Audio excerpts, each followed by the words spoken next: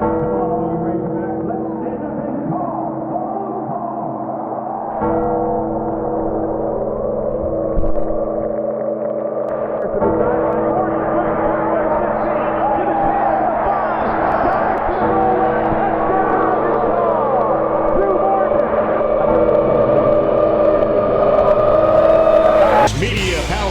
Mid-America, the Wolf of Center Street, here's your host, John Nabors.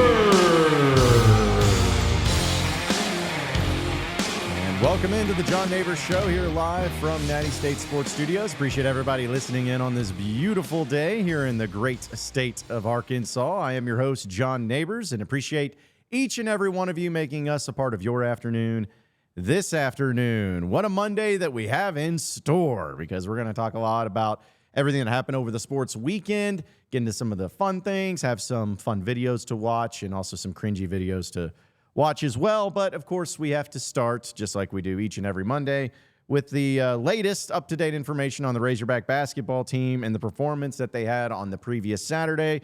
And, man, oh, man, was it a doozy. Arkansas lost again. And they lost in convincing fashion to the LSU Tigers, a team that was 3-4 in SEC play, a team that was 11-9 overall. They lost to that team 95-74. Honestly, it wasn't even that close. It was a 3-touchdown victory for the LSU Tigers. Was up 4 touchdowns, 28 points with just 2 minutes to go in the game. And Arkansas, once again, looks like a complete and total inept team across the board. Now, I will say that if I would have told you before the game started that Arkansas was going to score 74 points, some of you may have been like, oh, okay, well, maybe, just maybe they have a chance at getting it together and winning the game, and depending on how it goes. But the problem is that you have to play defense, and Arkansas did not know how to do that. They didn't do it whatsoever. And LSU went out there and hit 12 three-pointers on 23 attempts. They made Will Baker look like the big white version of Ray Allen out there, as he was going 4 or 5 from 3. 9 of 11 from the field, had 25 points. I think his average was 11, something like that. But you know how Arkansas does it. They have to have people have career highs against the Razorbacks themselves. But it wasn't even close from the get-go. Once again, we saw a slow start / bad start, however you want to put it. And that's pretty much the recipe for this Razorback basketball team this year. If they start off decently, they may have a chance to win. If they start off bad, they have zero chance to win and they get blown out. And not only that, but they can continue to set records this year, folks, because we talked about when Arkansas lost to Auburn in the very first game of the conference slate, that was the largest margin of victory for Auburn over the Razorbacks in program history.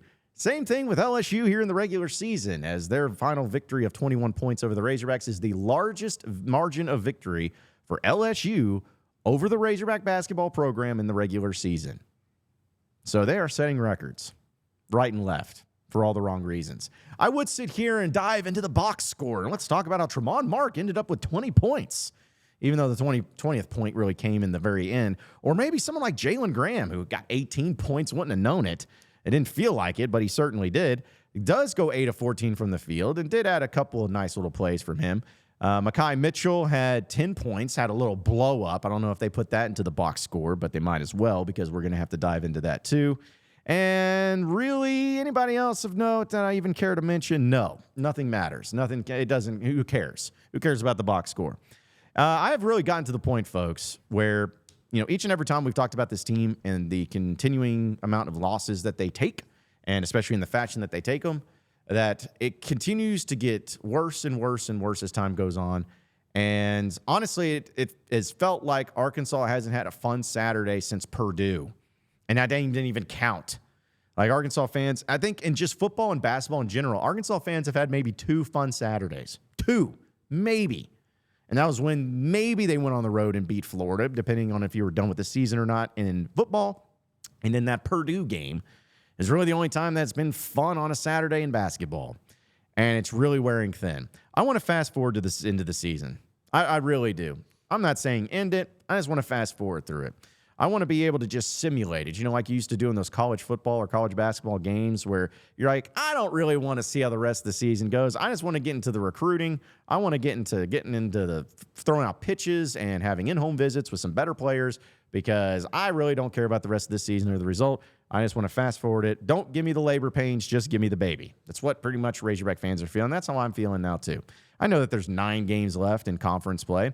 I don't really care what Arkansas's record is going to be because it's not going to amount to anything. They're not going to go to the NCAA tournament. They will turn down an NIT bid if they were even offered it. They're not going to pay for the CBI. So why do we care? What does it matter? It doesn't. So let's just move on to the rest of the offseason. Let's move on to find out exactly what's going on with Muss, staying or going, assistant coaches, all staying or going, transfer portal, freshman class, whoever. What's it looking like? Is somebody going to be staying on the team next year?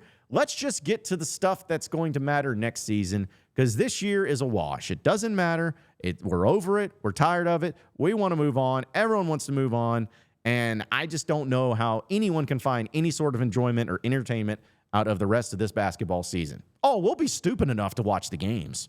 We'll be stupid enough to sit here with our thumbs up our butts trying to figure out what in the world is going to happen next. Like maybe we'll get to see something crazy. It's honestly get to the point to where I'm really hoping that the other team has a historic performance. So that way we got to witness history, but just being on the wrong side of it. But that's really where I'm at this year. I'm done. I don't care. I just want to move on from it. I want to get to the end of the season. I want to have all these questions being answered. I want to have all the hoopla and the rumors mill and all the stuff circulating around. I want it all to come to an end, and I just want to move on. But we still have 10 games left because unlike in baseball, you do have to play all 14 SEC teams in the SEC basketball tournament. Although I wish it could be the final 2 you don't even get to go. You don't even get to make the trip because I feel like Arkansas is really going to get close. I don't know. Missouri sucks balls. Like the fact that this team beat Missouri shows how bad they are. And who knows what Vanderbilt's going to be doing. I guess they did beat Missouri in the Battle of the Defeateds. So who knows what's really going to happen the rest of the way. But I'm over it. I'm done with it, and I'm moving on. Just like we here on the show are moving on because we got to welcome our guys, of course, Curtis Wilkerson and Scotty Bordelin of Natty State Sports. Hey, guys. How you feeling? How was your Saturday? Hey, John. Yeah, isn't it great? Isn't it great? That rant that you just gave, that felt exactly like what Scotty and I got to do on the pod at the Palace this morning. Like, just get it all off our chest. You know, like, this team's been on life support for weeks now, and I think time of death was about noon on Saturday, and we kind of provided the obituary today, and you did a pretty good job of summing it up. I mean, it's just, I don't know. I hate the phrase, but it is what it is at this point with this basketball team. And you talk about them having to play these next 9 games, and it's something Scotty and I talked about this morning. Like, for what? Like, what do you like? How do you? What's the approach? Because you're right. Like, you're not playing for an NCAA tournament at large bid. In fact, we talked about last week. You listed some numbers. I've got some numbers for you. But we got on the Torvik simulator last week, and it was like, oh, well, if Arkansas goes 9-2 in their last 11 games, they only lose at Alabama and Kentucky, they'd still be 4 spots off. Well, we did it last night. If Arkansas went 9-0, they would be 8 spots off of the at-large bid. They would be in the next 4 out. So, yeah, wow. There you go. It's a wrap, right? I mean, it's just it's one of the few times in the middle of the conference slate where it's like, even if you go undefeated the rest of the way in the regular season, it still does not matter. And in terms of like the records, that are being set, the historic aspects of this season, another good one for you. Arkansas has now lost 4 games this season by 20 or more points. That equals the total number of times that happened in the last 4 years combined. Fun. You're making my mood so much better, Curtis. I appreciate that. What else? Do you have any other numbers you want to just stab into the wound here? I don't. Scotty does. Oh, great. Good, Scotty. You're up. Let's go. Let's go ahead and do it. So I'm working on a YouTube short right now, and I guess I'm just going to give it out here in case nobody watches it later. Curtis did a short on Sunday talking about Arkansas's rotation inconsistency and 12 different starting lineups. That's 2 more, I believe, than Arkansas's last 2 teams, if I'm not mistaken. Arkansas did get into double figures in the last 2 seasons with the different lineups. I was wondering what I was going to do today after I did the pod at the Palace. And so I went through every single Division I team's page on KenPom and 363? Yeah. Okay. And I looked up starting lineup numbers for every one of them. Only 12 teams in America have used more starting 5s this season than Arkansas. I bet you it's like Kansas, Duke, like the good teams, right, that do that, right? The combined record of the teams that have used more lineups than Arkansas is 99 and 168. There are only 10 other teams that have used 12 different starting lineups. One of them is Vanderbilt. Golf claps, you're as good as the company you keep, right? Curtis dropped that line earlier. I liked it. Only 2 of those teams have a winning record. Good. Any of them like an NCAA tournament team at all? Like when it comes to the winning record? No. No. Nope. No, Several like of you probably never heard of. If I will get you coffee in the morning if you could name a single team that has played more starting fives or as many starting fives as Arkansas, not counting Vanderbilt. Oh, geez. I wouldn't even know where to guess. This might be the Tuesday trivia coming I'd early. say because I heard you say something about there is a team that's like 0-24 this year. There too. is, yes. Yeah, and I wouldn't even know where that is. So Who is that? Who is 0-24? Detroit Mercy. They're really missing the Antoine something. Davis? Antoine Davis. Yeah, one of the big time scorers, one of the best in college basketball history. Yeah, but it's like that's tough, man. Eastern Michigan, Texas Southern, Detroit Mercy, Morgan State, Furman, Alcorn State, who Arkansas played in the opener, Jacksonville, not high school, St. John's. St. John's is really the only team I'm kind of somewhat surprised the teams by. that have started as many lineups as Arkansas this year, it almost sounds like, the names of Lord of the Rings characters, like Elon, Stonehill. I mean, it's a freaking joke, dude. You can't find consistency with who you even want to start games with. You're in a world of hurt, and that's Arkansas lives in that.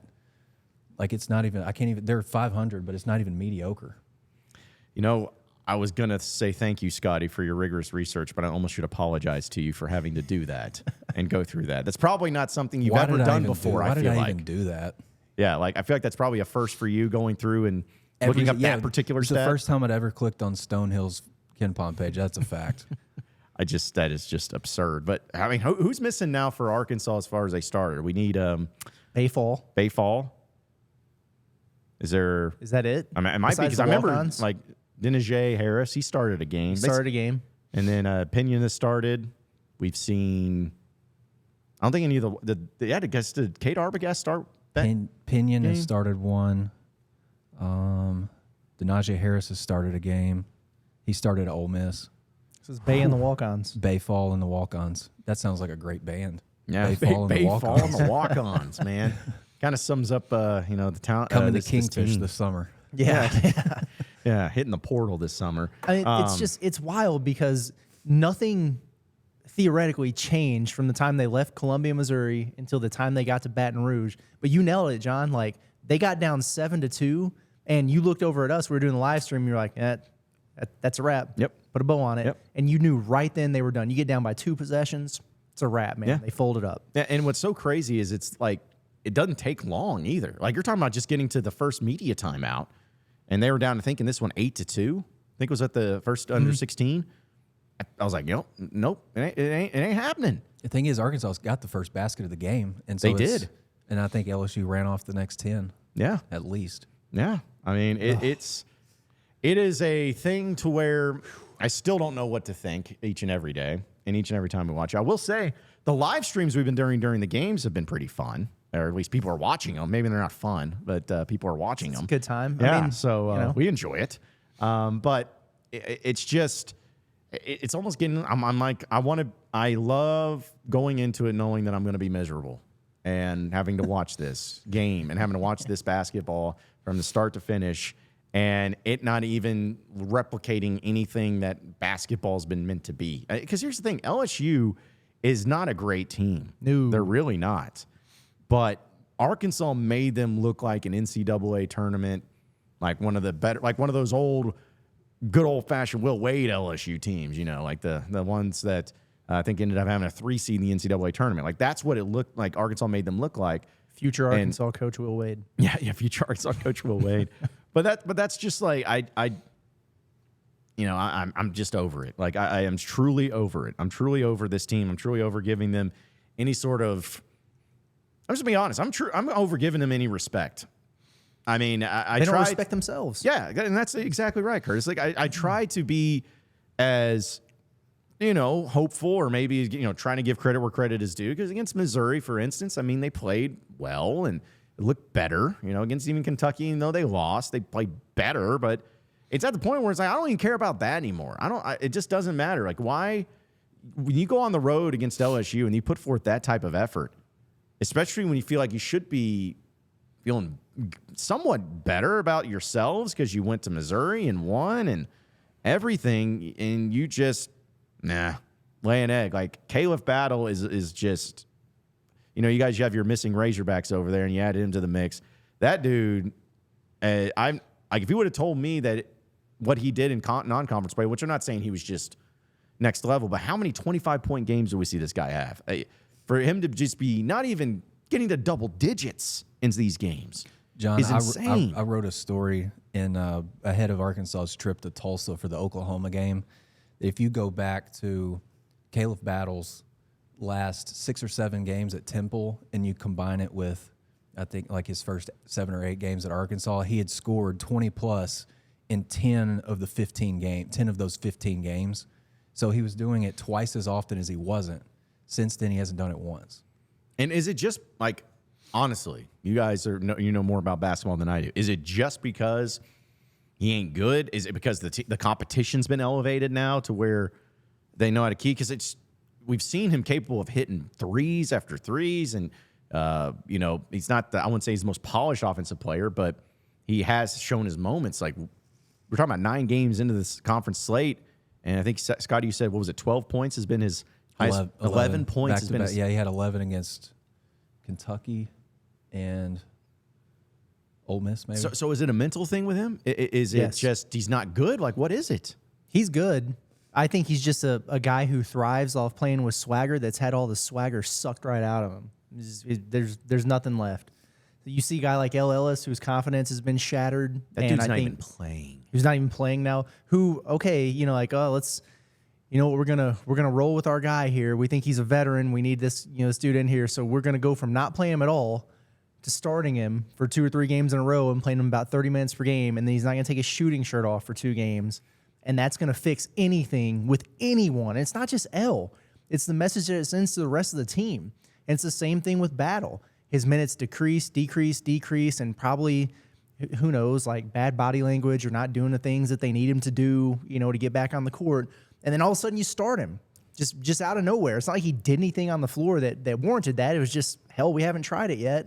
And so you start him and you play him for a couple games, and then, what happens? You tell the team to stop shooting threes, which is like the one thing he does well at this point, and then you bench him. You just bench him in another game where everybody else sucks. So how is he going to respond to that after a week? Probably not great. It's just, I get it. Like, you have to continue to try to do different things and, figure something out that's going to work, even though it's pretty clear at this point that's not going to happen. But I don't know what the expectation is, in terms of having guys bought in or getting them to figure it out when it's just so inconsistent from player to player, from game to game. Yeah. And again, like, if I'm the guy who's dealing with, like, if I'm L. Ellis and I'm playing a ton and then I'm benched for 3 games, I don't know what's going on, it's not going to do anything for me as a player. And then if I'm Blocker or whoever who sits on the bench and watches L, and then all of a sudden, he comes out and I get put in, then I'm playing, but in the back of my mind, I'm going, I'm about one mistake away from, being in his seat for the next 2 weeks. Yeah. It's tough. And it's a 2-way street. Like, you have to produce to keep your spot. I get it. But I mean, damn, like, the only thing they haven't done is just pick a group and just roll with it. Yeah. Like, sink or swim. Like, you're sinking anyway. Like, you've already drowned, actually. But just pick some guys and just let them play. Because that's the only thing you haven't done yet. It blows me away. Yeah, Steve-O's in the comments saying Battle shoots threes well. Yeah, he shoots 39% from 3 this year. But you wouldn't feel like it, but it's true. A guy that shoots 39% from deep, I would be like, okay, on the whole, we don't want to take a bunch of threes, but KB, if you got good looks, buddy, let it rip. Yeah. I mean, he's about the only guy that can make one right now. And then, I think one of the reasons that KB didn't play a whole lot the other day, and I found out on the rewatch why he really didn't play. He's been getting a lot of 2-point shots blocked, and like, he's not drawing whistles when he's driving the ball to the rim. and he's playing very below the rim. Like, he's not drawing contact, not getting to the free throw line. And then I had him giving up 4 buckets on 5 shots defended. 3 of those were threes. And he played, what, like 8 to 10 minutes? I think it was like 7.5. Somewhere in that range. Yeah, they had him like at 9 minutes. Yeah, that's one. Or 9 minutes, yeah. He sat down and he got on the floor a couple times early in that game for loose balls. And I'm like, yeah, maybe he's, giving himself a little bit of leash, because he stole. LSU won the tip, but he stole the tip and then went and drove the lane and got his shot blocked, which is basically what happened the other night against Missouri. He's had like 4 of his last 5 2-point shots blocked, and it's just probably some confidence is leaking from that. And then the game plan is to not shoot threes, and the best thing that he does is, knock down shots from the perimeter. And then you give up threes. That's a surefire way to find yourself on the bench. And here's Steve-O again. Like, what's his percentage in SEC play? See, what people are failing to realize here is Arkansas has a bunch of guys who had proven production who came here and got worse, period. They just got worse. The people have been telling me all year, Jeremiah Davenport can't shoot. Yes, he can. He made over 200 threes in his career. And I'm pretty sure that the 3-point line is the same distance when he was at Cincinnati. Yep. L. Ellis sucks. No, he doesn't. He was on a crappy team. He still scored 18 a game in the ACC. All these guys, you go on down the list. We just talked about Caleb Battle and everything he's done in the passes scored and the things he did at the beginning of the season. These guys have lost confidence. They haven't found a role. There's no trust between player and coach on either side of the floor. I don't care what anybody says. Like, it's just not there. The issue is not that these guys aren't talented enough or they're not good basketball players, they're not proven basketball players. It's just broken, like from top to bottom, internally, externally, on the floor, in the locker room. It's a complete disaster. And it's just that's what it is. And it's not that these guys suck. It's not that the Monstars came and stole their talents or their powers. It's just broken. There's a lack of confidence, a lack of care, a lack of chemistry, and these are the results that you're going to get. Well, and I'm going to use this word, and I don't like to use it, but I'm going to. I hate this team. I hate them. I hate each other. Me and Curtis talked about this on the pod at the Palace today. We went over, we had a list that was about this long. We had to trim it to this long of just like disappointments from the season.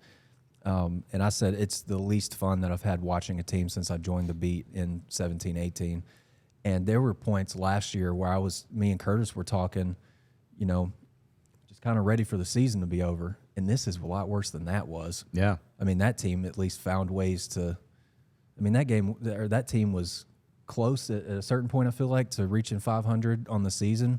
But it did, kind of know who it was and who it was going to go to in certain moments. And guys had roles. Yeah. And so it took a while to click, obviously, but you won a game that kind of made everything else feel a little bit worth it. This year, it's a bunch of crap. Yeah, and I think that's why I've used the word so strongly as hate, is because it's not that it's not there. Like, it's not that this team, these individuals, I should say, can't play the game of basketball. They can. They have proven it. They have proven it even at their previous stops, and at times have proven it even at Arkansas, individually, that is.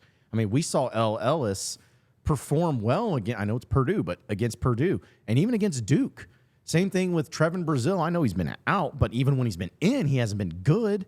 But against Duke, what was he, SEC Player of the Week that week? Yeah. Because of his performance. Like, we've seen it happen, and that's what makes me infuriated of watching them and giving them even my time, is because I know, like, there's nothing worse than knowing people, and this is just in every facet of life, knowing that people or things or whatever are better than what they're giving, that they're better than what you're seeing. They're capable of more, but for various reasons or for one reason, it ain't it, and it ain't there. And that's why I hate this team, is it's like, I could understand it if, like, you had a bunch of freshmen or injuries or something, just something to where we could be like, yeah, maybe that's it.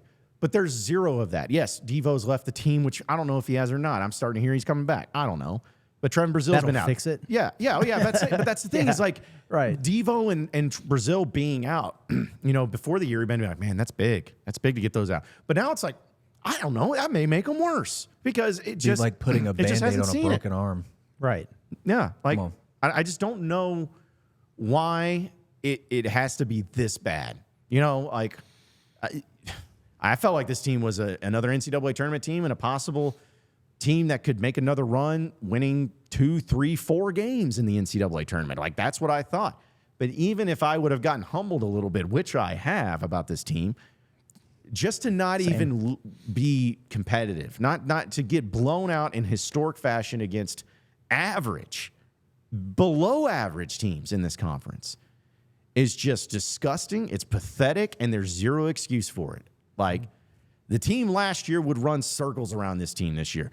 Muss's first year's team with nothing but Mason Jones, Isaiah Joe, who was banged up on a bad leg, and then Jimmy Witt, they would destroy this team. Oh, yeah. And that's what is so mind-blowing. I would have never guessed that Muss's worst team would be this year, because I thought, hey, it's not going to get any worse than his first year, you know, like, because they only had 2 players, really, that could do anything.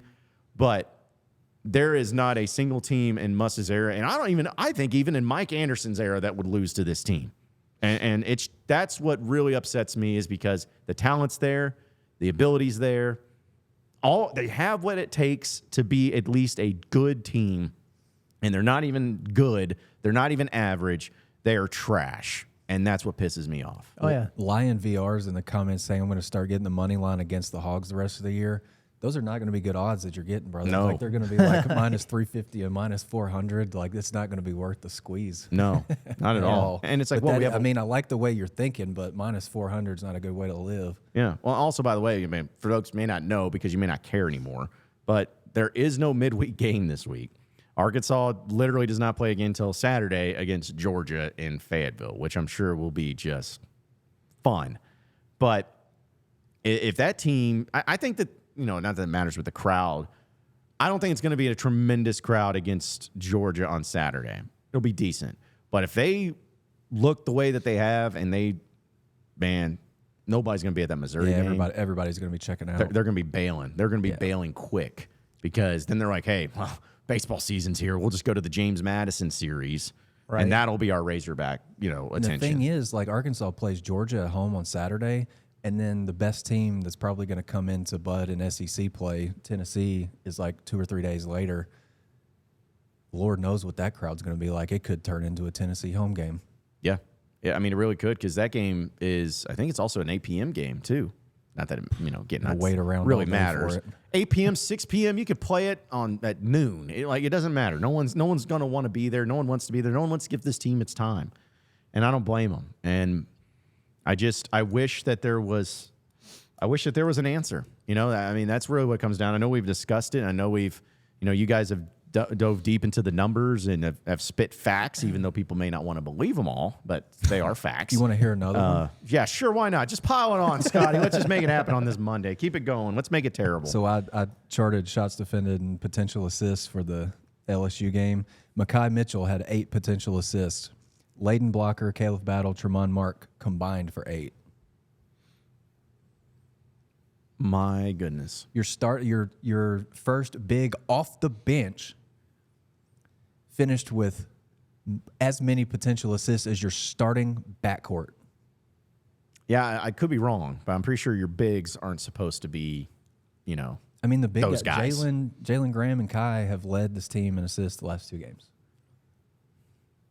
The only guys that want to share it are Kai to JG and then JG to Kai. That's about it. Nobody else wants to share it.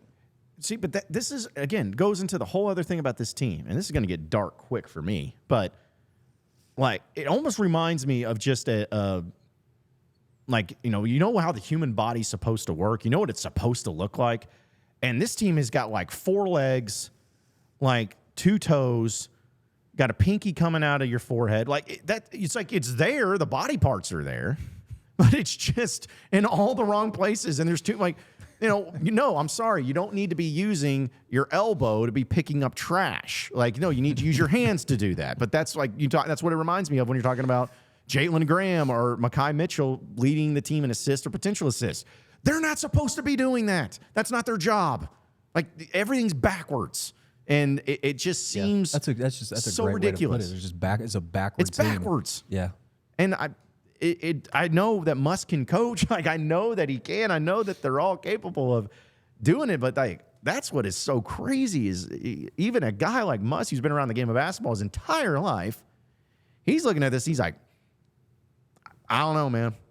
Or as Jalen Graham said to Bob Holt in the press conference that was 30 seconds long, I don't know, Bob. Like that's kind of just, I don't know. I don't know. I mean, Scotty brought up a good point on the pod earlier today. Like, it is troubling that Muss has gotten to that point where he's just kind of throwing his hands up, you know, and it's like, hey, what do you want me to do? Like, stop trying different stuff? Or like, when is the last time we've gotten like just pissed press conference Muss? Like, I mean, there were times where he used to, you know, he'd have his head down on the table. I remember it was after the that LSU Alabama road trip from hell. Like, his head's just down on the table. You're getting called on Zoom. You're asking him a question. Never looked up. Yeah, you don't know if you should ask him again because you don't know if he heard you, and then he gives you the eyeballs of death and gives you a 3-word answer. Like, where is that? Yeah. Or that's what I said. I said I'm just disappointed that he's not more upset after games because it's a sign to me that he knows this roster doesn't have it. Mm-hmm. And I mean that's not a he just found that out thing. Like, it could have been after the home loss to Greensboro thing, you know. But I think he's known. He's known for a while. That was going to be my question. That's why his temperament is what it is. Yeah, that was going to be my question. Is when do you think he knew? When do you think he knew? Like, because there's no way that he knew before the season started. Looking at these guys, because the team's close, the team's doing great practice team and everything, but he had to figure it out somehow. So it's not a matter of like when was that moment? I know they were down bad for a while there, but based on what I was hearing from, you know, like within the walls of the building, they were really, really excited when Keon Minifield got eligible. And I think they thought they were going to have something there by the time they got to SEC play. And then I think they realized he's, you know, 135 pounds or whatever. He's a good player, but you can only do so much with that right now. And then, I don't know, man. I think it was really the Lipscomb game. Down at Little Rock? Yeah, I do. And because that's coming off the heels of getting your doors blown off for the second time in 3 years against Oklahoma. You've got a week off. Figure out Minifield's back. Don't really play him a whole lot in that game, or when he did get in, they just kind of stashed him in a corner. And then, you know, in the second half of that game or later in the first half, it's just like, maybe we should put him on the ball. And then you get up 20 points, and then you're just like, it's just poof, and the lead is gone. And in the midst of that Lipscomb rally, it's like that's where your identity should be plain and clear for everybody in the freaking building to see it. And they don't know what they want to do on offense. They can't count on anybody on defense to get stops. And it just kind of hit me right there. There's just like they don't know who they are. And then T-Mark after the game told me as much. He's like, I don't really have an answer for you on that right now about like the team's identity or its personality or nothing. I know this sounds absurd, but the vibe I got while we were sitting in there in Simmons Bank that day during that comeback was that Muss wanted them to lose that game. And I know he didn't. I know that's not the case, but his demeanor on that day struck me as like maybe this is the lesson that these dudes need to learn. Well, and also they going figured back it out. and going back to that, Curtis. Correct me if I'm wrong, but didn't Muss run with the same 5 like when that lead was getting destroyed that they had? Because I felt like he didn't change people. So it's like, what are you doing here? Like, it's like you don't want to change anybody. You don't make a substitution for a defensive mistake. Right. Well, it's just like it's like the 3-point defense right now. Not good, not close to good, nowhere near good. And then we hear after the games the same stuff, which is like, hey, like we're doing the same drills. We're doing the same drills we did when we were number 1 in the country in 3-point defense. And my thought is, do different drills now. Like, because if you're continuing to have problems getting guys to play the way you want them to play, then you might have to adapt your style to fit the players that you have, because you've rotated through everyone on the roster at this point. Like, when you get to the point where you're midway through the first half, and no disrespect, but like you're putting Denaje Harris in, maybe the changes have to come with some things schematically. I don't know. And I get it. Like, they went to zone for a half or something against Florida and changed some things up on ball screen coverages, but like, do something. What are you going to do? Yeah, do Come something, on, man. Like, yeah. one of my favorite movies and I don't know if you guys have seen it. It's Apollo 13. It's a great movie for those of you who haven't seen it, by the way. It is a good movie. And it reminds me of Ed Harris's character in that when it basically it's like the ship is destroyed. There's everything's going wrong. They have no idea what's happening, and he just goes to his scientist and everybody's like, okay, so tell me what's good. Tell me what's good on the ship. Like, what do we got here? And that's kind of what the question I've been asking myself with this team is like, so tell me, so what's good? Like, what's good on this? Like, the only good, and I'm not even saying it's great, but the good, I mean, Tremont Mark's good. He goes for 20 a game. Yeah, and I'm like, that's it. Rebounding sucks. Assists suck. They can't steal. They can't play offense. They can't play defense. They can't shoot the three well. They can't shoot the free throw very well, although actually might be percentage-wise might be even better than what I anticipated. But it's like they don't game manage well. They don't start well. They don't adjust well. They don't run press well. They don't run three. There's just Tremont Mark. That's what I got. That's it. Who do you think leads the team in assists in SEC games? If you tell me Jalen Graham, It's not Jalen Graham. okay. Is it Mekhi Mitchell? It's Mekhi Mitchell. He has 13. I can't. Keon Minifield has 12. Tremont Mark 12. I mean, come on, man. Jalen Graham's your second leading scorer in league play, and I do. You're asking, what's good? Jalen Graham last week was good. He averaged what he had 13 against Missouri. He had 18 the other night. Look, I get it. Like a lot of his points were coming when the game was decided, but somebody had to score, and Jalen Graham was like, "Sure, I'll get buckets. I don't mind." Yeah. I mean, he's wired to score. Because wasn't against Missouri too? He had 4 block shots, 5 assists, he was, 3 steals, 3 steals. He wasn't just points even. In fact, rebounding, he only had one of those, and that was like his best thing. Jalen Graham is Arkansas' shot blocking leader in league games, and he's second in steals. I'm done. Like I can't. This is wild, man. This is why Tuesday trivia is so fun.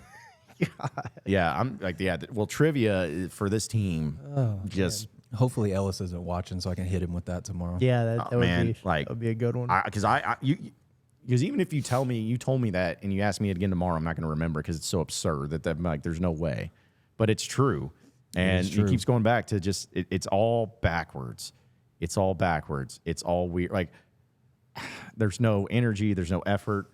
The locker room's got to be a mess. Like just as far as like what do you do?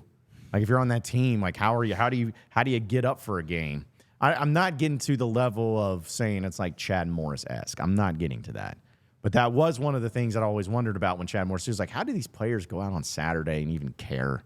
What are they playing for? What are they fighting for? What is it? That's what scares me the most about this last month of the season is like it's pretty bad right now, but this could get really ugly.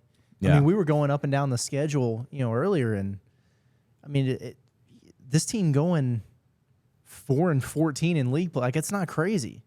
No, like the two games on your schedule left that you should win are Missouri and Vandy, and both those are at home. They're both at home. Otherwise, you had to go to Vandy this year. You get Harry. Yeah, there's probably only one other game that you're probably looking at a win with. Because I guess the other home, because your other home games, you have LSU at home, Tennessee at home. LSU, I'm not going to say they're going to win, but that's probably their next easiest home game. Tennessee, Missouri, Vandy, LSU. Yeah. And road-wise, I don't think you're not winning another road game. Nah. It's over. That ship has sailed, I think. Yeah, you're not winning another road game whatsoever. What do you do this week? Like you got a full week off between games. We were talking about it like I know they didn't practice yesterday. And I'm pretty sure that they've practiced today, but I would have been like, "Do you guys come see me? Tuesday or Wednesday? Like, just go away." Yeah, for a while. Just leave me alone. Go and eat at Bruff every day. At the U of A. Woof. Yeah, exactly. It's like that's what you get. That's what you deserve. Go to eat at Bruff. The Jones Center your access has been cut off. Yeah. You got to go slum it at Bruff.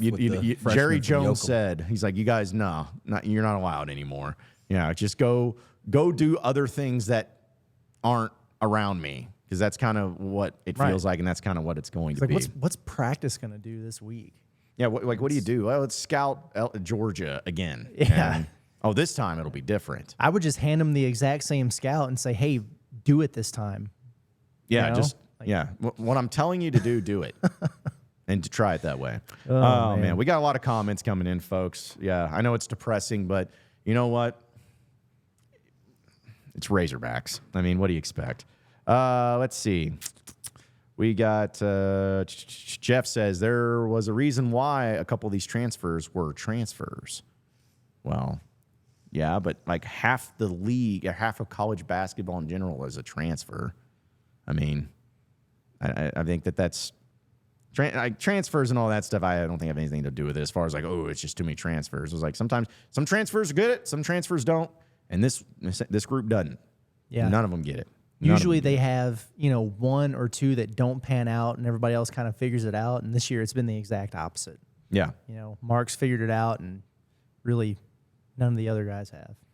Also, Kingsley says, you got to be invested to get pissed off. That goes for coach, but players too. A couple of the players who are supposed to be impact players give off too cool vibes. I'd agree with that. Yeah. Yeah, that's... I mean, they... yeah, I mean, I don't care. They don't care. The American people don't care, so who cares? JR says, hey, y'all's live stream during the games. The only entertainment I get out of the games. Misery loves company. Well, thanks. Appreciate that. Yeah, I'm glad. Yeah, like I've enjoyed those. I'm glad we're doing it. I know. I mean, I guess we won't do it during the home games because we'll be at the home games. But still, we should put up a poll question if people enjoyed watching us nonsensically watch the game More than the game? More than the game Oh, itself. you're going to get like 95%, and the other 5's lying to themselves. Yeah, it's going to be like insanely different numbers there, man. Hoggy Red says, "Can we put out an APB for Bay Fall?" He's there. Yeah, I mean he does have the Razorback uniform on. He is there. But and I think I don't know if I'm coming to the defense of Mussy or what, but the front court has been It's not the best part of the team, right? Yeah, we just talked about right now. Jalen Graham and Mekhi Mitchell actually playing better or leading the freaking team in assists. Right. And Chandler Lawson's fine, He's not great, but he's fine. Good adjective. If Bay was a wing or a guard or something, then sure. But I mean, I guess I get it with him being like the only guy that's not getting any ticks. Yeah, I mean, it's always the guy that's not playing. Yeah. Yeah. But the bigs that they're playing right now aren't really the issue. I mean, they might Unless they can hit a three. They might be if you're looking at the shots defended that I did the other day. They gave up 13 on 21 shots defended, which is just pretty gross. But I mean, they played well back-to-back games, and Will Baker just made them look freaking fraudulent. Baker, man. Told you, great value, Drew Timme. I think he moved up to what's a little bit better than great value. Good and Fruitful or whatever Target's brand is. Yeah, Target brand, Drew Timme. Yeah, Target brands. Yeah. Ice Cold Mint Julep says, Muss is good. This group was a bust. It happens. Coaching change won't help this season. Best to take that wins you can get and reset next year. Maybe he figures out something by the SEC tourney. Or maybe Well, not. he's not going to figure anything out by the SEC tourney, but Yeah, there's nothing to figure out as anymore. for the rest of that, You're going to figure Sure. it out against Mississippi State and on the road against Texas A&M, and then against Alabama, then against Kentucky, then against Tennessee. Makes sense to me. You're not figuring stuff out. Yeah, it ain't happening. It ain't happening. whether there's a coaching change or not, it's going to be an entirely flipped roster. So I agree. Like it. Oh, yeah. I don't think that part of it matters. Yeah. There will be, any players on this roster next year? I mean, because I'm not banking on any of them. We're dedicating an entire podcast to this on Wednesday, but I'm just being honest. There's not a single player on that roster, not one, that I can, look at you in the eyes and say, "Oh, he'll be back." No. Like it doesn't That mean they'll includes all Pena. leave, but there's not one that I'll be like, "Oh no, I guarantee you he's coming back." So, Yeah. and then the other part of it is like, are they wanted back? Assuming Muss is still around. Like, I don't know. Muss may want to go full nuclear, just like, hey, let's He might get just weird. blow this thing up and and just blow everything up. Just everyone's new. Could you imagine that? I mean, that's like a realistic possibility. Like we could have a portal season for an entire roster. Yeah. like outside of the two It's a good thing freshmen coming good in. thing our big board already has like 30 names on it. I'd say, yeah, you may need to start adding 50 to 100, like getting to that Yeah, point. we're going to add some more pretty soon. There's room for like 4 or 5 more guys on the front side. Then we're going to flip that sucker around and Man, get busy with priorities. My only thought about that though would be like guys who have already transferred once that can't necessarily transfer again, depending on what they do with that rule. Like Minifield, right? Like if he were to transfer again, like he would almost certainly have to sit. Like there's some guys in that case, but some of the older guys, like say Brazil has a choice, you know, like he's not in a position where he can really transfer again. Is he going to come back, or is he just going to go to the draft? Or, you know, Mark or Battle or whoever. It's guys who have already transferred once and they're upperclassmen. Like, you come back for a year for what? What? Yeah. Or, you know what I mean? Yeah. So I don't know, man. I don't know if I want any of them back. Like, Right. just me personally. Like, I just, again, blow it up and start over, start fresh, and see what happens. Because, I mean, what's the worst that could happen? You start 2-7 in SEC play, you're getting blown out by 20 next year. Like, is that the worst thing that can happen? Because we're seeing it. We're seeing it. Right. Let's see. Other ones, too. Hunter says, live stream for baseball games or no? No, not yet. Keep you updated on that. Baseball's different. Baseball games can last a long time. Yeah. Basketball's And there's a lot usually of 'em. 2 hours-ish, done. But baseball, we'll see. Baseball, We'll a see 9-inning game could go 4 hours. yeah, and they even and that's after they tried to speed up the game. Yeah. Right. They've tried to do that. So with the pitch clock or batter's clock, whatever you want to call it. So let's see. There was another question I was going to get there too, but oh yeah, Kingsley says, I'm exhausted with people still using NIL to complain. It's obvious they don't know what NIL stands for, much less how it actually impacts things. That's why it's not why this team is trash, y'all. Thank you, Kingsley. Yeah. 100% true. Like anyone that brings up NIL or how terrible the transfer portal is, it's like, dude, this is the exception to the rule. Like this is It's not just the way of the world now too. Like everybody's using transfers. It might just not be the volume of transfers that Arkansas is using. But yeah, everybody. I would love to see a roster that doesn't have a transfer on it. I mean, even Purdue is going after transfers. Like Purdue's going after like complimentary pieces to the guys that they're bringing. Yeah, back they went and got type the Lance transfers. Jones kid, and he's Yeah, changed the dynamic of that roster. It's been great. completely. Yeah, everybody's using transfers. It's just it varies obviously on your roster needs how many you take or how many high school kids you want. Would you rather have a mature older guy, you know, from a different school, or would you rather have a project freshman coming in? You're probably going to take the transfer over him, 100%. the freshman. So. You know what's so interesting about that is Muss on his radio show. He was asked a question, something about I don't remember if it was recruiting related or just like teaching points. I think it was teaching points. They were talking about the hand in the eyeball thing they do defensively. And you know, last year he was talking about how many times he would have to stop practice to teach because those freshmen, like, it was all new to them. And you know, so the thought process is, oh, you get a bunch of older guys and you won't have that problem. But then he was talking about on the radio show last week, and he was like, you know, now that I look back on it, it might actually be easier to have freshmen instead of guys who've played at, you know, a school or two for 3 or 4 years and then came over, because those different habits are so ingrained that it's harder to change them.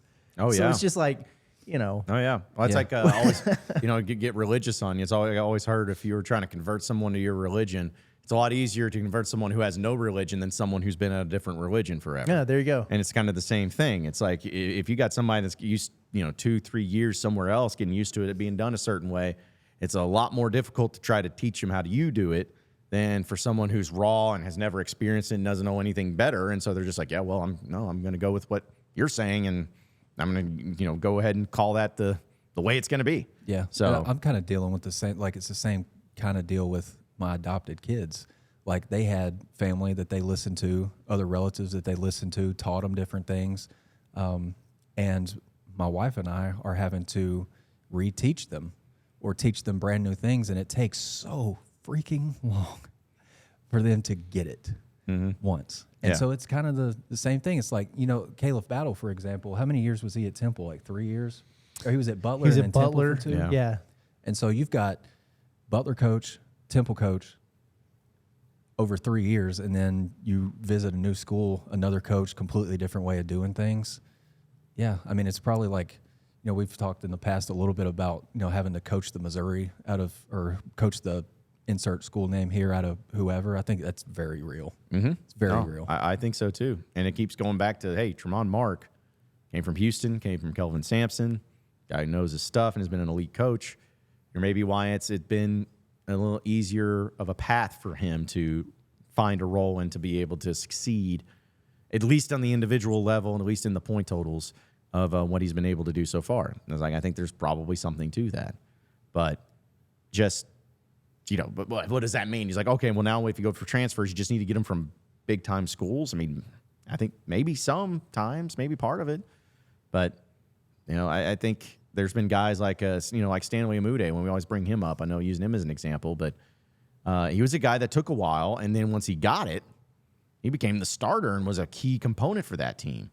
And it also makes me wonder, too, and I'm not, trying to reinvent the history or anything, but it makes me wonder, like, would J.D. Note, if he would have been eligible to play his first year under Muss, like, what would he have looked like? Yeah, that's you know what I'm saying? Question. Yeah, but getting that year behind the scenes, seeing how it's done, practicing and all that, I'm sure that was extremely beneficial to him and to being able to fit right into that role that next year. So, but it's not an excuse, though. And I don't want anyone thinking that we're making excuses, because we're not. There's zero excuse for this team to suck eggs as much as this team does. Like, there's zero excuse for it. But people want answers of why, and that's what we're trying to do. Like, we're just trying to figure out why. Because there's not a single person worth their salt that knows basketball, especially college basketball, in this country that looked at Arkansas before the year started and said, yeah, this team's going to suck. There's not a single person that did that. Even Norlander, who was lower on him than anybody, had him as the 47th best team in the country. So we'd all take that right Arkansas now. would get an arm, maybe both arms. Yeah, I would, like, just being a top 100 team right now would be tremendous strides. Yeah, tremendous strides. But that's just not the case here. It's not the case. Black Nabors says, I think, no, it's Kings. I want to say. Black Neighbor says, Scotty hit the nail on the head. The good teams bring in players to complement what's coming back, as opposed to 9 to 11 new players for Muss. Well, I mean, Purdue didn't go out and get a bunch of guys because they had Fletcher Lawyer, Braden Smith. Oh, by the way, Zach Edey. So, like, it's not like you've got to go get your leading scorer, your second leading scorer, your best defender, your best wing defender, an off-ball specialist when you've got that coming back. Yeah, it'll vary from year to year. Hear a lot of people get frustrated about the turnover, but when you have seniors who run out of eligibility and then you have 4 guys who are now playing in the NBA, like, you can't do anything about that.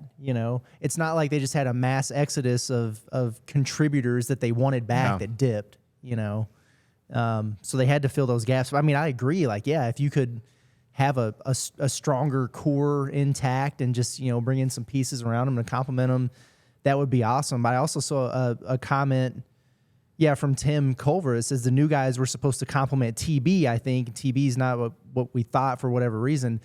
And there's a lot of truth to that. I believe it. They kind of built out the rest of the roster around TB, and not Devo, because they didn't know Devo was coming back until late in the game, but they knew TB was, and it was like, all right, we've got this, quote unquote unicorn. Yeah, he's supposed to be your cornerstone. Yeah, and so we got to get the dudes around him. And not only has that not worked out, like, he, quite frankly, hasn't worked out either. And like, when there's a fracture in the foundation, like, what are you gonna do? Yeah, so. The house don't fall if the bones are good.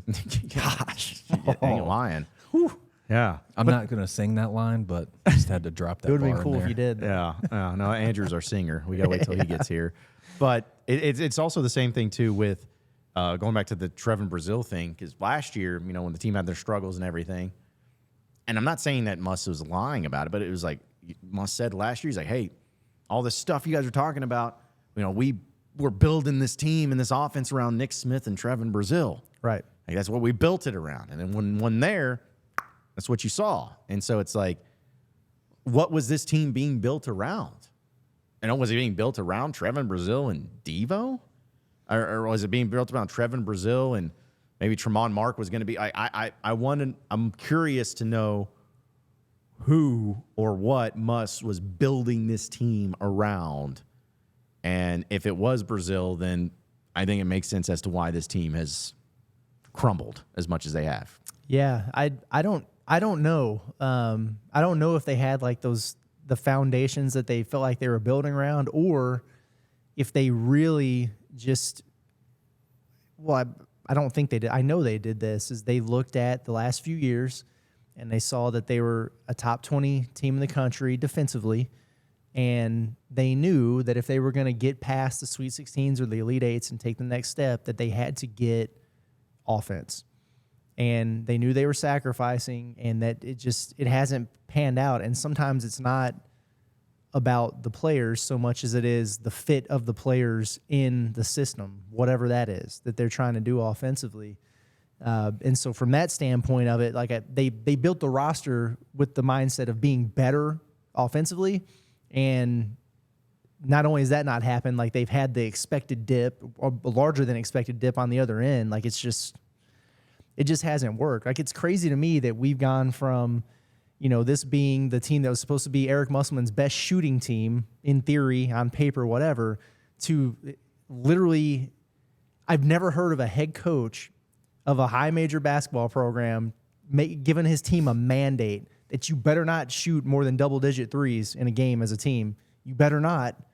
Like that's wild to me. Like last year, they were literally like one of the lowest teams in the country in terms of three-point makes and attempts per game, and they're shooting and making less than that now after forming the roster around offense. Like I don't get it. They shot 6 threes against Missouri. Missouri just sucks, so it was okay.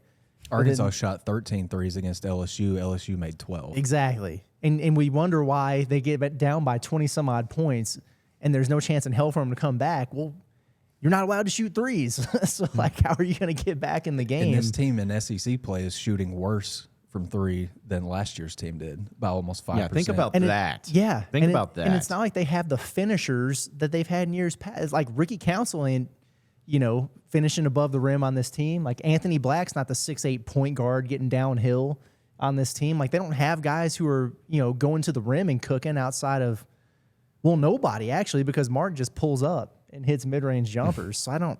Yeah, I mean, even a Note, somebody like that who's just able to create shots and get his. Dump that thing into Kai and Graham, and that's what you got. I mean, that's honestly the best offense, if you want to call it that. If you want to call it offense. But that's what the best thing that they have for it. So, yeah, it's just it is what it is. I mean, I hate to use that term. It's so stupid, but it's true. It's like this team sucks, and it is what it is. And it just again shows you, like, I don't know, maybe Dennis Gates may need to be fired after losing this Arkansas team at home. Like, I mean, something's got to change there. They might go over in SEC play too. So. Yeah. How about that? A team that went from a 4 seed in the SEC tournament, or SEC last year in the NCAA tournament, and this year there's a chance they'll go 0-18. Because I mean, I don't think it's out of the realm of possibility that they do. No. And I don't think, has any team gone 0-18? I know some have gone 0-16. Maybe Vanderbilt once, but I don't think that would be the only thing that would make sense. Man, you would have to think Tamar Bates will win them one. Yeah, you would think. But I don't even know if he's that much him, but he's really good. But yeah, he's surrounded by a bunch of guys that just don't know how to compliment him or play with him or play off of him. It's tough. Not even the 7'5" point guard that they have. Dennis Gates, newsflash, playing a 5'10" long haul trucker next to Tamar Bates, not the way to win games in league play. No. And I think that you're starting to see that. Got the hairline of Dracula flow. We made it almost an hour without Dracula being mentioned. Speaking of Dracula several flow, different podcasts without saying anything. Steve-O says he wants Billy Donovan if Muss leaves. Billy Donovan's a good Dracula flow guy. Yeah, very not as pointed as it once was when he was younger, but yeah, he's definitely somebody. Billy Donovan would be nice. I want Phil Jackson. Where's he? Chicago Bulls? I think so. Yeah, the people that say that they want Billy Donovan, I'm like, Billy Donovan didn't want to come back to college, especially with NIL and transfer portal. Are you kidding me? That's why all these coaches are getting out. Like he's fine. He's going to be somebody that he's still at the Thunder, or where's he at now? He's at the Thunder Bulls. Who's that?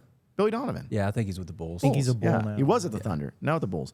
If he gets fired from the Bulls, which I'm sure he will, he's going to be either an assistant coach somewhere on an NBA team, or he's just like, I'm out. Yeah. Like he's not going to keep doing this anymore. Yeah, guys aren't leaving the NBA anymore to come back to college coaching. No. For all the reasons we talked about last week. No, With unless you're the way the was game it- has changed. Was it Hoiberg? Yeah, Hoiberg's at Hoiberg. Nebraska now. He's starting to figure it out. Yeah, by the way. he's got Yeah. that Nebraska team playing pretty tough. You love just put him on a team with a bunch of cornfields around it and Iowa State and Nebraska, Right. man. Yeah. That's what he gets. Yeah, nothing to do there but go to the gym and get shots up. Yeah, it's like a Mike Leach team. Just get him like the worst team in a conference that has nothing for it, and he'll make it into something. You know, just how it goes. Is Muss a top 5 coach in the SEC? Michael asks. Yeah, Because we would all said hell yeah at the beginning of the year. I mean, I still say yeah. I mean, I just don't know if you can just say like one. I don't know if like one horrendous year, which it is horrendous, but like I don't know if that just takes away from the other accomplishments. Where Are you more frustrated that this team has lost 11 games or more impressed that he's won 11 games with this team? Facts. ultimate question? Right. The ultimate question. And you know what? You'd probably be surprised by some of the answers to that because now that we know it in hindsight. But no, I still think he's a top 5 coach. I think so too. I mean, it'd be one thing if it was like he had one really good year and then added a couple of decent years and then this year. But it's like literally the past 3 years have been some of the best stretch of Razorback basketball that's happened in a long time and has been without question the best stretch in SEC. Right. And that's not even a question. He's not doing a top 5 coaching job this season. No. But yeah, I mean, grand scheme of things, I think so. Yeah, hey, Coach K didn't make the tournament on occasion, you know. Happens. Yes, a lot of people's indication of success is what you do in the tournament. That's right. Right. 8-3, and you know what? His record is going to go completely and totally untarnished this year in the tournament at Arkansas. He ain't going to lose in a tournament this year. No losses in the NCAA tournament this year, boys. No losses at all, but also no wins either. But we'll continue to talk about some of the other things. I know we got to get to some big news that's going to be happening here on Natty State Sports here in just a little bit. But folks, I got to tell you about Alumni Hall. We know we have some of the great gear that is from Alumni Hall. Went over there and got some of the Razorback baseball hats. Well, guess what, folks? They have Razorback baseball jerseys in stock. And I'm going to tell you this, folks. They got a new one. And it's the official thing. It's a pinstripe Razorback baseball jersey. That's right. Pinstripe. And they're not having it because, they customized it and that's the way they wanted it. They have it because that's what the Razorback baseball team is going to wear this year. They just got them in today. So if you want to check them out, go over there to 3417 North College Avenue to see what they have in store for you. And you can also check them out online at nattystatesports.com/alumni hall. Go to that website. You can see all the things that they have in stock. And you can be able to purchase it from there and also have it delivered to your door because since you're all moving on from basketball, go ahead and get ready for the baseball season. Get ready for the cool vibes, the great weather, and everything they have there at Alumni Hall. So be sure to check them out today. Again, go to nattystate.com/alumni hall. We'll take a break and come back with more of the John Nabors Show here live from Natty State Sports Studios. So stay with us. We not done yet either. So don't be satisfied because we not done. We not done yet either. So don't be satisfied because we not done. We not 3 miles away, but the call of the Hogs can be heard all the way to San Francisco. Let's stick my dick in the mashed potatoes. Go Hogs. Powered by Arkansas, for Arkansas. Every time you put a mic in my face, I'm going to say Arkansas. The John Nabors Show is live from the Natty State Sports Studios.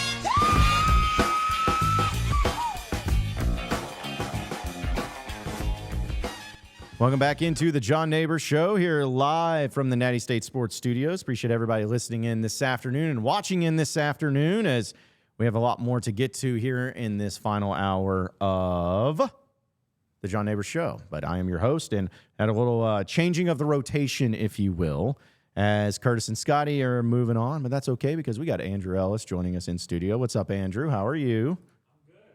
Almost just as good as Curtis and Scotty, but I just got back from the baseball scrimmage. We had a good time there.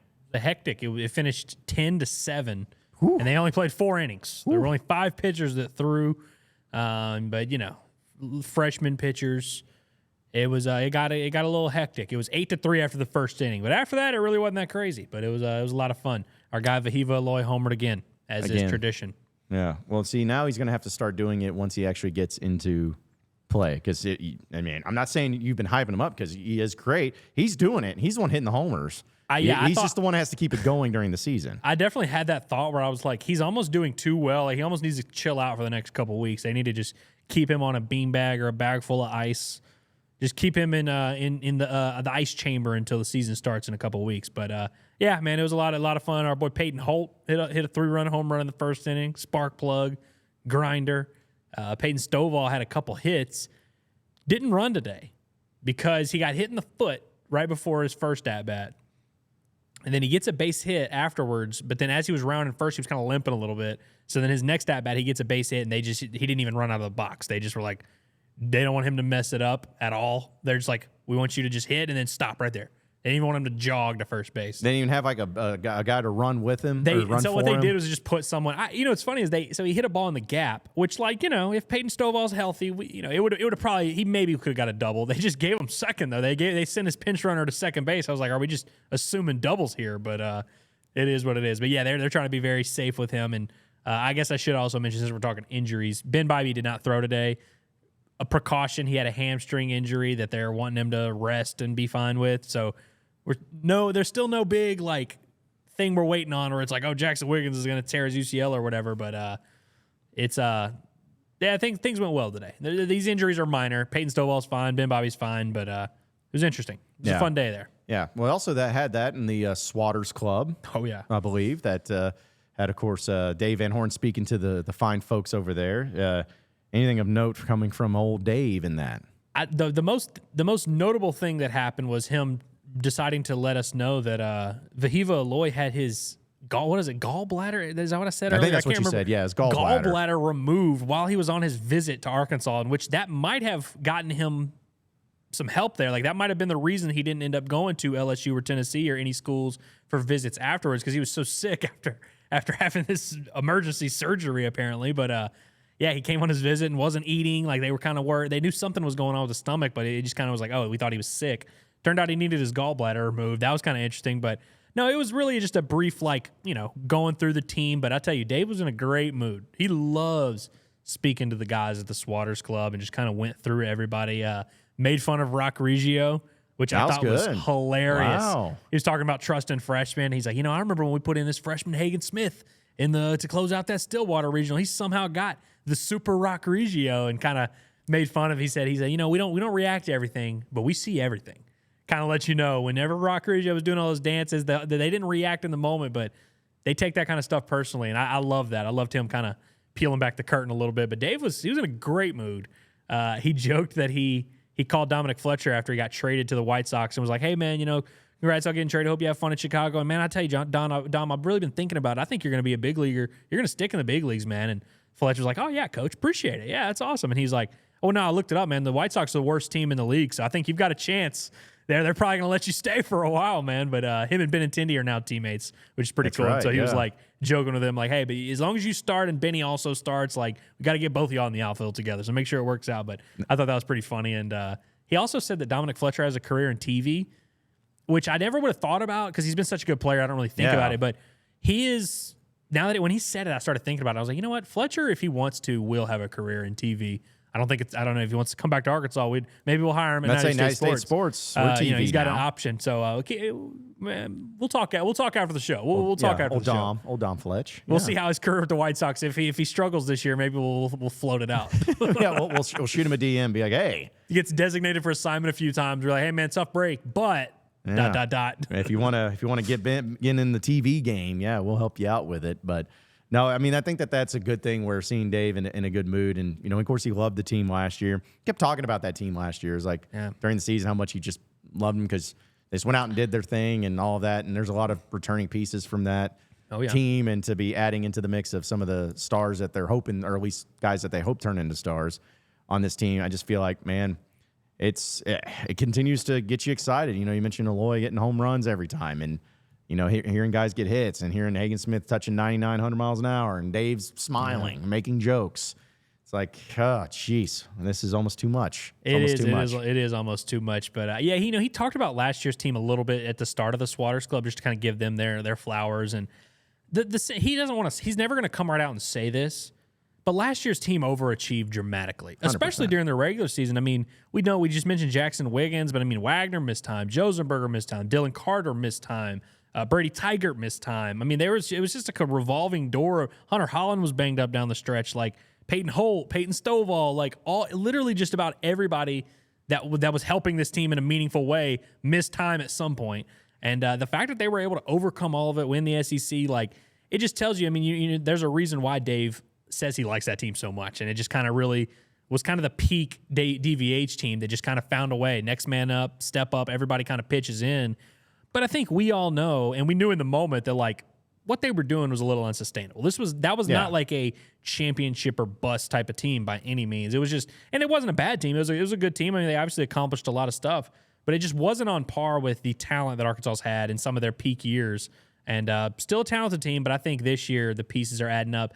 I want to tell you, John, I asked him about Stovall because Stovall, I saw D1 Baseball released a list that was like the top 50 second basemen, and they had Stovall at 48, which, like, look, I haven't been scouting the country. I have a hard time believing there are 47 second basemen better than Peyton Stovall. Yeah, I have a hard time believing there are 20 better than Stovall. I mean, like, it's just kind of, I guess if you're going off of last year's stats, like it is what it is. And obviously his stats last year are not indicative of what we think he can do. Ethan Bates was above him, which is interesting. Because Ethan Bates literally left Arkansas because he could not play over Peyton Stovall. So I don't know. And I told Dave about that, and Dave was like, look, I love Ethan Bates. Love him. Great player. D1 Baseball does not know what Peyton Stovall is about to do. And he literally kind of got really serious for a second and was like, trust me, they do not know. That swing's a little different. We started to figure out, like, you talked about a little bit how much he was dealing with that injury. And, a lot of people knew that, but I think people don't realize how much of an impact it had and just how much different everything is going to be for him. And I mean, we're talking about a guy who literally couldn't even run today, but still had two base hits. Like it, this guy hits. And I think that his stats to this point in his career are just not indicative of what we're about to see. And I think it was really good to hear Dave say stuff like that. And I kind of like that Stovall's able to, I don't want to say fly under the radar. He's still a projected top guy and potential All-SEC, but he's not having that preseason All-American, first team All-SEC. He's the guy. Like and he is a team captain, and I think his teammates respect him. But I think it's good that he's able to just kind of be a little bit of a secret for now. Like I mean, they think he's the 48th best second baseman. Yeah, we will see. Yeah, I remember talking to Stovall about it, and this was when he had his surgery, and I remember him telling me, he's like, "Man, this is going to be. I haven't thrown or hit without pain in like 3 years." Because of this, and they kept putting off the surgery and everything. So I'm like, well, geez, man, you heard grand slam the other night, like when you were doing that.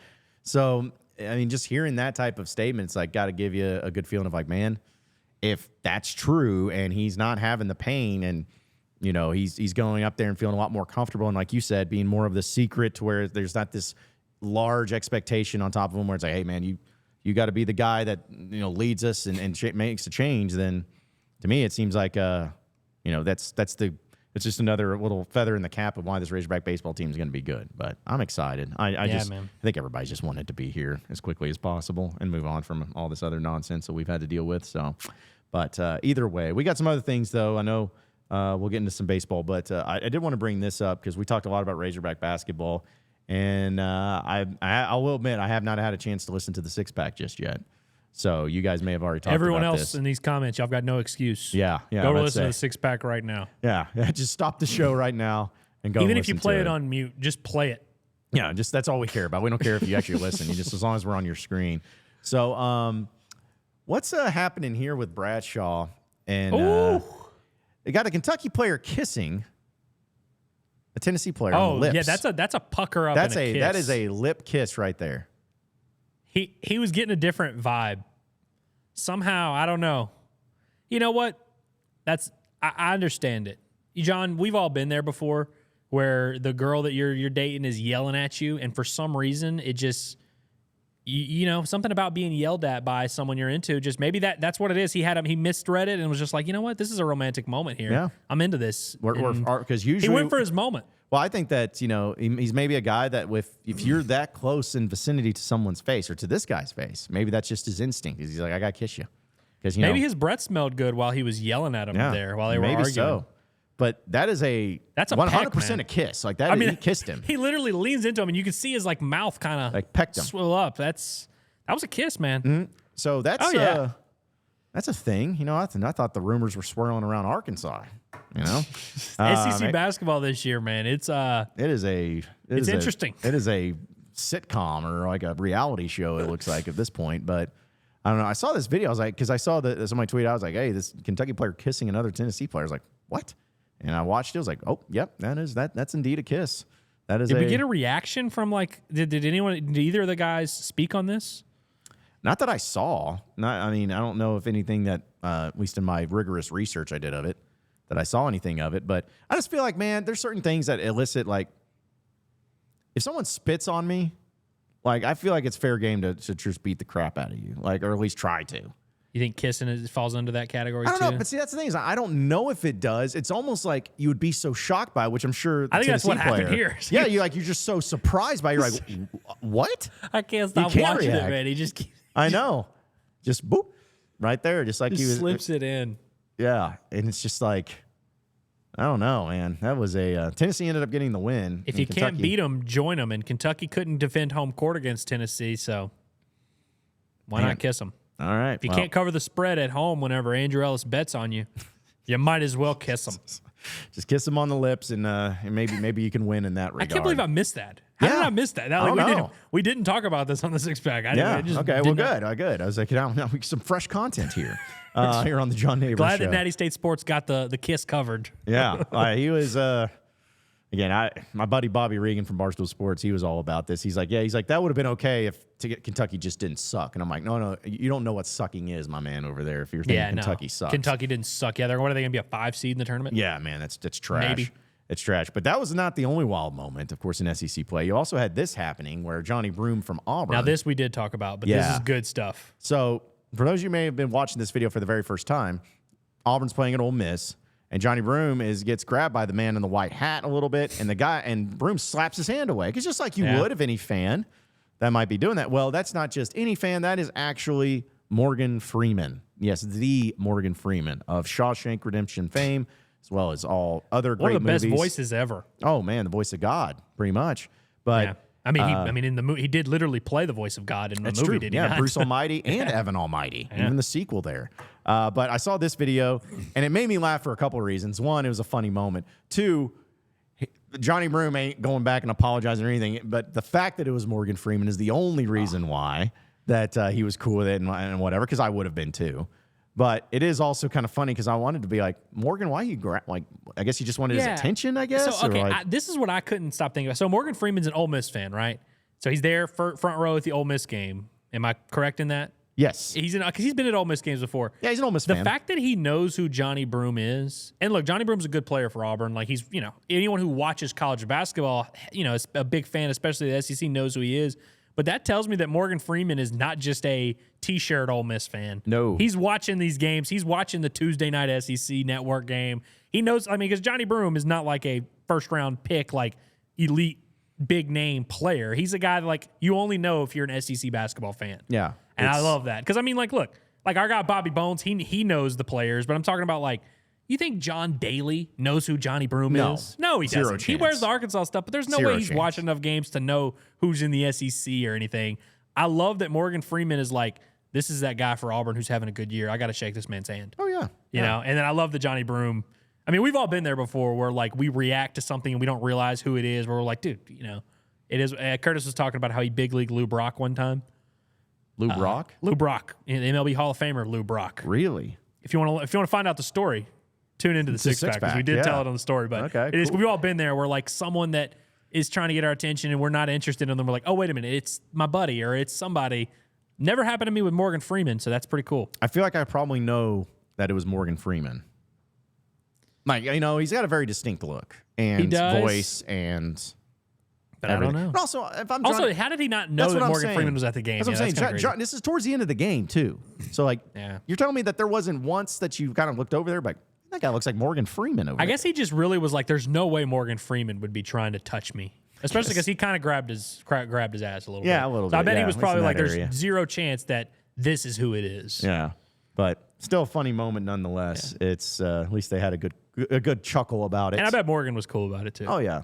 Morgan It's weird because cool. I don't think Morgan Freeman goes to Ole Miss football games or baseball. Like he's just an Ole Miss basketball fan, which is like the one sport that until this year they really didn't care about. But yeah, I've seen him at Ole Miss games before, like back in the day. Yeah, he's a big fan of it though. So, anyways, I was just I thought it'd be cool. And that's the thing is like Razorback Arkansas has some like fans that are, we mentioned a Bobby Bones or even like if we go next level, like Bill Clinton. Yeah. But he's only basketball really. Jerry Jones is more just football. Right. John Daly's John Daly. It's like you got a few, but like Morgan Freeman's that's a pretty powerful one. Like I know Arkansas got a president, random one but too. Like Texas and McConaughey, it's like huge big brands. It's like it's not surprising that they're in Texas, such a big state, right? And yeah, it's such a like everyone's a Texas football fan in the state of Texas a little bit. But yeah, it is kind of cool for a program as small as Ole Miss to have a celebrity of that magnitude. It's like, pretty weird. Literally, like I guess if you wanted to call him, I don't even know if he was not the lead, but you heard his voice. But anyway, Shawshank Redemption is considered like one of the greatest movies of all time, and that dude I'd say easily. It wasn't the lead. If it wasn't the lead role, it might as well have been. Like it was co-lead role in that. Yeah. So yeah, it's pretty impressied. Maybe Arkansas one can of the have best somebody. narration jobs like anyone's ever done. Oh yeah. In fact, if you just didn't listen to the movie, you didn't even have to watch the movie Shawshank, and you just know from the voice of Morgan Freeman to be great. 21 Savage, who is going to be hosting SNL with Shane Gillis soon, he has an album that just released like last year where he brought in Morgan Freeman to like read these things at the beginning of and end of some of his songs, and it's awesome. Behind a rap beat, I love that. Morgan Freeman like reading something like "Whoever holds the knife is the one," like some crap that 21 Savage wrote. Yeah, hearing it behind like a Metro Boomin beat is so perfect. Is Morgan Freeman or James Earl Jones got a better voice? It's got to be James Earl Jones. Got to be James Earl Jones. Now Morgan Freeman's is better. Like it's a more like soothing. Like I would want to listen to that if I were like James Earl Jones' power. James Earl Jones is just more iconic. Yeah. Like he's got the Mufasa. Yeah, and then Darth he's got Vader. the Darth Vader. Like he's got in the Sandlot. Like and what's the other baseball movie that he has a great Field of Dreams. Field of Dreams. Yeah. Yeah, like there's like so many lines where it's like I hear it and I'm like, oh, that's so good. And it's gonna be weird, by the way, John, because they've already started to do it a little bit. Star Wars is going to get to a point where they can't use James Earl Jones. I know. And it's going to have an weird. impersonator. Luckily, it's a robotic voice, so I think they should be able to figure it out. But it's just going to be a little like we'll always know, dude. Only the weirdos like us will care, but we'll know. We'll be like, this isn't. Yeah, this isn't the real DV. Even in the movie Rogue One, you could kind of hear it's like, it's just not.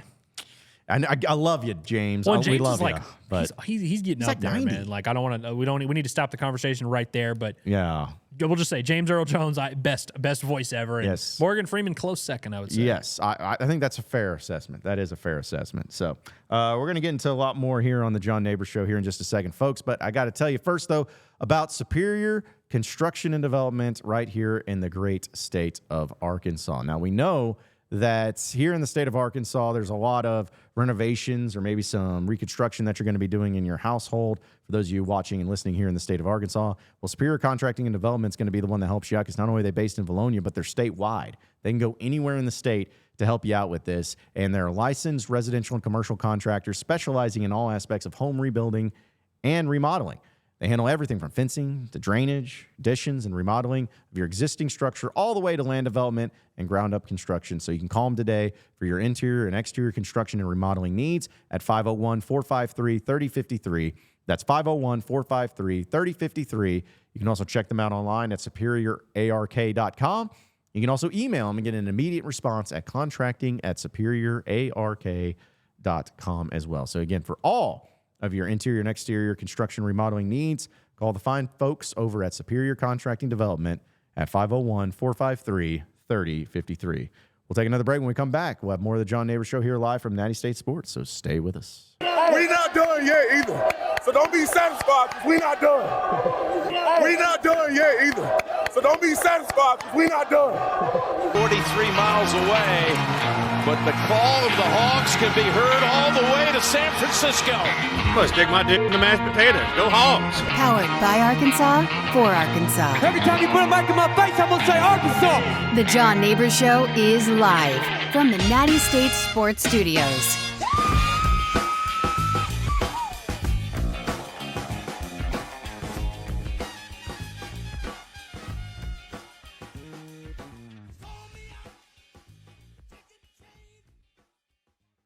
Andrew Ellis has. We got a few more things that we're going to get into here in today's show as well, and I know we have some fun stuff to talk about as well because there was we already had some fun stuff. Always but, fun stuff. There's going to be some other things I'm sure we're going to dive into and have some fun with as well. By the way, do you watch the Grammys? I didn't watch it. I think I did what a lot of people did, which is I saw a lot of stuff on social media, and so I got the gist of what I needed to see. But I saw all the cool moments, I think. Yeah, I didn't. But I also didn't watch the Pro Bowl either. I definitely didn't. I watched more. I consumed way more Grammys content than I did Pro Bowl content, and I am a pretty hardcore NFL fan. See, that's the thing is I honestly forgot about the Pro Bowl. I haven't watched the Pro Bowl in so long, and I feel like as a kid I used to watch the Pro Bowl, and I don't know. Maybe it's just because we don't even bet on the Pro Bowl. We didn't even talk about the Pro Bowl on the gambling pod, and none of us even. It wasn't even on our radar. Is that more of an us problem or is it a NFL problem? It's the NFL. I think in the last 5 years especially, because once NFL started doing the player safety stuff, which by the way, unequivocally good for football. I'm not trying to be oh, they're so soft. Yeah. Once they started really playing the player safety game, they realized, hey, maybe we shouldn't get these guys to play a full on tackle game. So it got to the point where the product was so nobody was really tackling. They would kind of thud and call them down, and then now I think it's just it's legit flag football at this point. Now they just do a bunch of events play dodgeball and stuff. But I remember when they used to do the long throw competition and the precision passing, which I'm sure they did, but it's it used to be much more of a thing. Yeah. And look, there's a lot of all-star games I don't watch. I'll be honest with you, I always watch the Home Run Derby, but I don't watch the MLB All-Star game every year. NBA All-Star game I've probably watched more than any, but really it's I'll pay more attention to the three-point and the dunk contest and whatever's going on the week of. Pro Bowl, I didn't consume any of that. I didn't watch a second of it. And and it's not because I don't. I like the NFL. I just wasn't promoted well. It wasn't a thing. I keep wondering, is it maybe just the timing of it being the week before the Super Bowl? Maybe that don't do that. Do it a month after the season. No one's going to hold it against you, especially because a lot of those guys are looking for a postseason vacation anyway, and it works out for people that aren't in the playoffs. It's a perfect postseason vacation. Do it so you can have because everybody doesn't. Both Super Bowl teams, obviously, their players, which that's 12 players right there that aren't going to play. If you're in the conference title game and you just got done playing, you're probably not playing either. If you have any type of injury, so it's you end up having Andy Dalton versus Jameis Winston as the Pro Bowl, and it's all right, this is a lesser product. Mitch Trubisky made the Pro Bowl one year. Yeah, oh man, it kind of sums it up. I think Mark Sanchez didn't make it. He was I don't want to call it a runner-up, but probably an alternate or something. Probably an alternate, just in case somebody said no, I didn't want to deal with that. But no, it's just one of those things to where I looked back, and when I was kind of looking at stuff this morning, I was like, oh, the Grammys were last night. Oh, the Pro Bowl was happening. I was I didn't watch either of them. But I can tell you this, it's for the Grammys at least, I'm for sure not watching it because it's just I just assume it's Taylor Swift and nobody else. And then apparently Taylor Swift's coming out with a new album that she put out because on all my Instagram stories I was viewing was just that picture. So it's why? Why don't I even try? Why don't I even care? It's just, So you have not seen the Luke Combs, Tracy Chapman performance? I have not. Now that is something I have on my list to go back and watch because I actually heard it was really good. It was really good. Honestly, I thought Miley's performance was good too. I want to say Dua Lipa performed. I didn't see Dua Lipa's. I didn't watch the performance. I saw still pictures of the performance.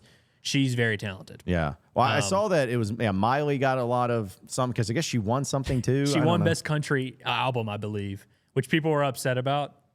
Jeez. I didn't know she came out with a country album. I don't think it was a country album. I think I don't know how it ended up under that category, but she performed Flowers, which was not a country song at all. No. Well, I guess it wasn't as because did she perform the famous one with Robin Thicke? That was at the Grammys? VMAs, I believe. I believe that was the VMAs. Get them all mixed up. So, I will say if you're, I'm kind of with you where I wasn't super tapped into the Grammy stuff. Yeah. But if you watch anything, just watch the Tracy Chapman, Luke Combs. Some people were upset about it because they felt, I don't know why. People are upset about everything, and I think really it just gave people a chance to be like, oh, he stole the song. But it's dude, Tracy Chapman's rocking with Luke Combs. She's rocking with the song. She also made a lot of money from it. So I think both of those parties, it was just one of those moments that I thought was really cool. See, that's the thing. It's I feel like every Grammys has at least one moment like that. And then people who complain about it, shut up. Right. Just shut up. Who cares? Who cares if the song's Luke stolen? Combs, apparently it was his first ever favorite song. And so he legit When he covered it, he tried to like be as respectful as possible. Like didn't even change the lyrics to where it's like, as a checkout girl or whatever. Like he keeps it in there. Like he wanted to be as respectful as possible. Obviously, she signed off on it. Like I thought it was cool. The whole thing of stolen me or like whatever. I'm like it drives me up a wall. You know what? Because it's like I'll always love you. You know, people think about Whitney Houston, but it's not even Whitney Houston's song. It was Dolly Parton's. You know who doesn't care? Dolly Parton. Like it's just. If they're not upset about it, you shouldn't be at all. Yeah, that's my thing. If they got their permission. Apparently, Dolly wrote like all of Elvis's songs, I heard. It wouldn't surprise me. Dolly wrote a bunch of crap that like she's not tripping about. Nope. It appears. She apparently, because that's the thing is like if it's a problem, you know, like when Coolio had the problem with Weird Al Yankovic. Yeah. Rest in peace, Coolio. But they meshed that beef. But either way, it's like if they don't care, you shouldn't care. Who cares? You can like that version or you don't have to like that version. It's okay. Like music's music. You know how many people have like sampled so many other songs from Beethoven? I mean, come on. Anyways. Every now and then I'll hear a song that's old and I recognize it from a sample and I'm like, oh, that's what that is. Yeah. Yeah. And I feel like a young millennial. No, dude, I had the same thing happen. This is like stupid because the song's not even that great, but it was like that Madonna song that she sampled from ABBA's, one of ABBA's songs, like way back when. I was like, I didn't know it was an ABBA song. I just thought it was Madonna's song forever. Yeah, I think I know what you're talking about. Yeah. But yeah, I don't know any of the names. Plenty of those. I just remember it was like one of those. So, I don't know. I didn't watch either of them, though. That's the point. And I don't know if anybody else watched it. Oh, yeah. Razorback Rock says Billy Joel apparently played. He performed last night? Yeah, but I did see this because I think it was Matt Jones of Kentucky Sports Radio on Twitter said, like, he was pissed off that they only gave him, like, one song performance. Like, dude, it's Billy Joel. Well, there was, like, 9 songs, like, performances. So it's like, I mean, I guess you got to Billy Joel, I did not know he was still cooking like that. I should have watched the Grammys, man. Maybe a guy I'd love to see in concert, if it ever happens, would be Billy Joel. Yeah, I think he'd be really, really good. Billy Joel changed the karaoke game.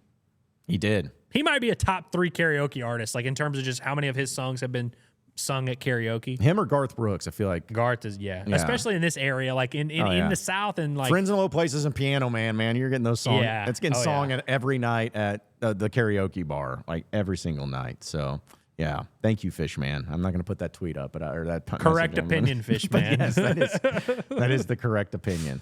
Real quick though, I did wanted to touch base on this. Did you see this video, man? And it's another great one. But you know, here in the state of Arkansas, and this is Bunky Perkins on Twitter, which those of you who don't follow him, great Twitter. It's pretty funny.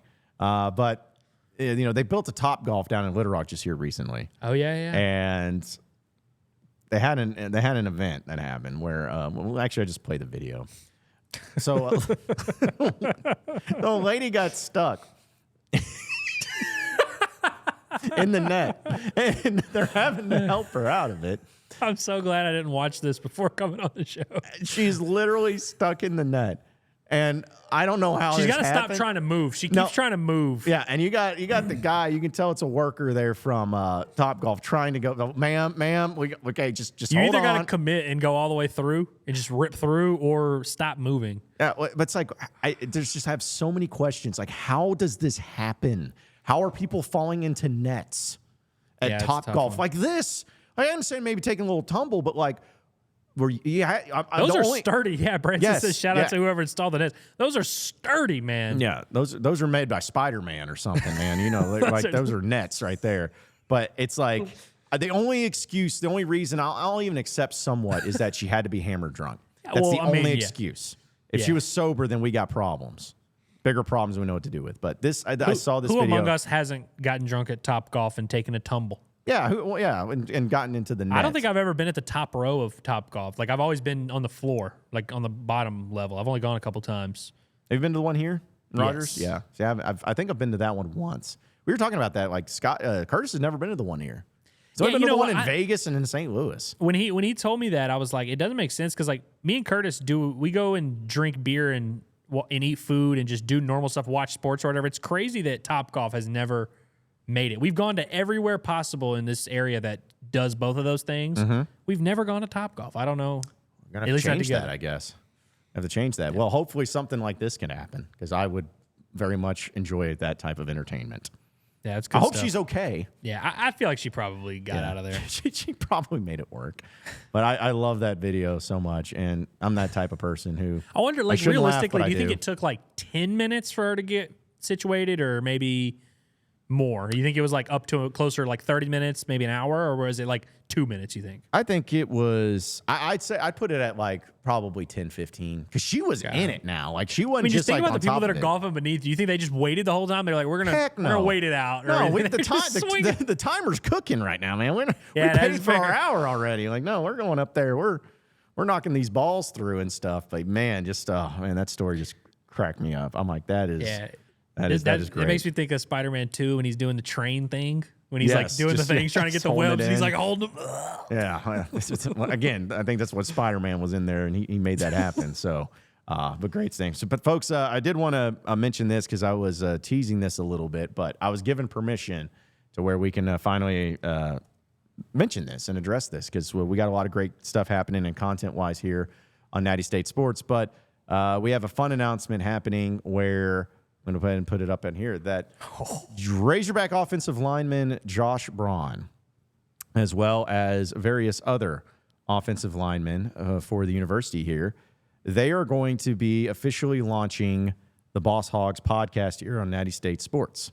Now, this podcast is going to be dealing with various things, but mainly getting to know I got to make sure I say it the right way. Getting to know the offensive linemen who reside at the school here in Fayetteville.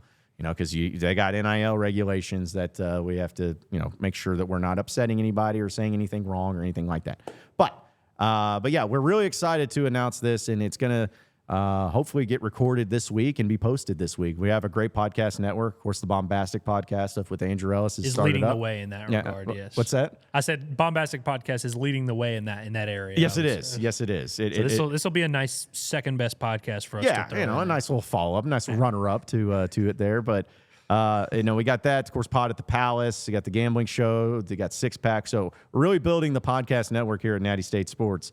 But this is something to where I don't want to call it revolutionary, but it is certainly a unique perspective where you're actually going to have student athletes doing a podcast with other student athletes, in this case on the football team, that they're just going to get to know each other. You're going to hear about it firsthand. And it's going to be, as far as publishing goes, it's going to be during the spring football season, weekly, maybe even into the summer months, and it's going to keep going during the fall months as well. And what's another really cool thing about this is that Josh Braun and Patrick Kudus and the various other offensive linemen that are going to be involved in this, they're actually going to be putting it up to where it's a reoccurring thing every year. Even though these guys move on, the offensive linemen that reside at the school in Fayetteville will be able to continue on with this podcast each and every year under the Natty State Sports umbrella. So it's a pretty cool little thing that we're excited to be a part of, and also excited to have Josh Braun on board with. So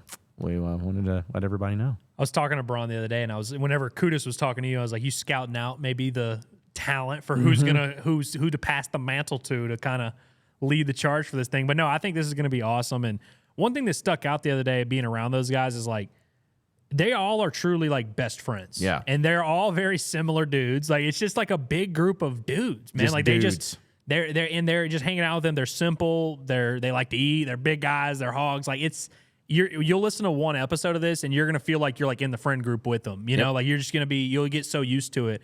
And I think it's gonna be very unique for Hog fans. Like, I'm so excited about this. Yeah. Braun also is just he's a fascinating cat. Yeah. You talk to that guy for like 5 minutes and like you'll learn some stuff, and you could tell he's sharp and thinking about stuff. And he's a very interesting guy, and I think he's like the perfect guy to do this with. Oh, and, yeah. And I also think it's funny, too, and it's not like any sort of like knocker and getting too personal with him, because he's always talked about it, but not many major student athletes playing at, an SEC school were married at the age of 20. Yeah. But he's been married, and he has a wife, she's awesome, and he's kind of just a guy that never meets a stranger, and has a good time, and just plays football, and is very honest about everything too. So we look forward to working with Josh, and it's also going to lead into some other student athlete future podcasts, maybe for baseball. I mean, we could have a field day with some student athletes there in baseball, but football there too, and some other things. But we're really excited about it. Looking forward to having Josh Braun on the Boss Hog podcast. And again, I'm not going to be involved. Like none of us. Don't have to hear us. Yeah, you don't have to listen to us. We are just publishing it. We're just putting it up there, and the rest of the guys are going to take care of it from there. And we'll keep you updated on when, where, how, and why, and all that good stuff. But yeah, be on the lookout for that. Which, by the way, Andrew, somebody asked who when the next Bombastic podcast actually is. So, tomorrow. There you go. Got lots of stuff to talk about. Plenty of stuff to talk about. A lot of takes to rattle off. We didn't even talk any pitching last week, so we got to chat about the pitchers. Got the scoops to report. I mean, there's all kinds of stuff. Yeah, and it's literally the best podcast anyone's ever heard. Yeah, it's just bar none, not even close. Bar none, including the podcast I'm speaking on at this very moment. That's right. That's right. I kid. Yeah, but it's we're more of the live show. Yeah. Going for that. But yeah, and Andrew's going to have some players, Razorback players, in up for via NIL. All the cool podcast ones very soon. Yeah, only the cool ones. Yeah, all the cool ones. I didn't say only the cool ones. We'll talk, but all the cool ones specifically. Yes, yeah. In case there was any confusion there. Yeah, I don't want anybody coming in and being like, "Hey, what in the world? What is that going to be about?" No. So yeah, we're gonna have a lot of good stuff there for the podcast too. So look forward to hopefully being able, because I even think it'd be cool, and this is something we're going to work towards. That I know we talk a lot about football, basketball, baseball, but I think it'd be great to have other sports. With podcasting as well, and to get involved, to really expound a little bit, and if it's gymnastics or if it's track or if it's softball or whatever, we're just kind of opening up our door here at Natty State Sports, and it's like, hey, we got a podcast studio, you can walk in and do whatever you need to do. So that's or if you just want to hang out. Yeah, we'll let you hang out with us too if you really want to. That's right. We're cool people. We are the coolest people to hang out with. We've got candy. Yeah, we got candy and 6 packs of soda that you can drink from, and it'll be all great. A lot of hydration sponsors. That's right, big time. Yep. So throw those liquid IVs our way if you ever have a chance to do it. So yeah, we're smelling salts. I mean, we got it all. Yeah, smelling salts. We got plenty of it. Folks. So, but we'll close up shop and get into our final segment here on the John Nabors Show here in just a second, folks. But I got to tell you about Manscaped though, because we know that.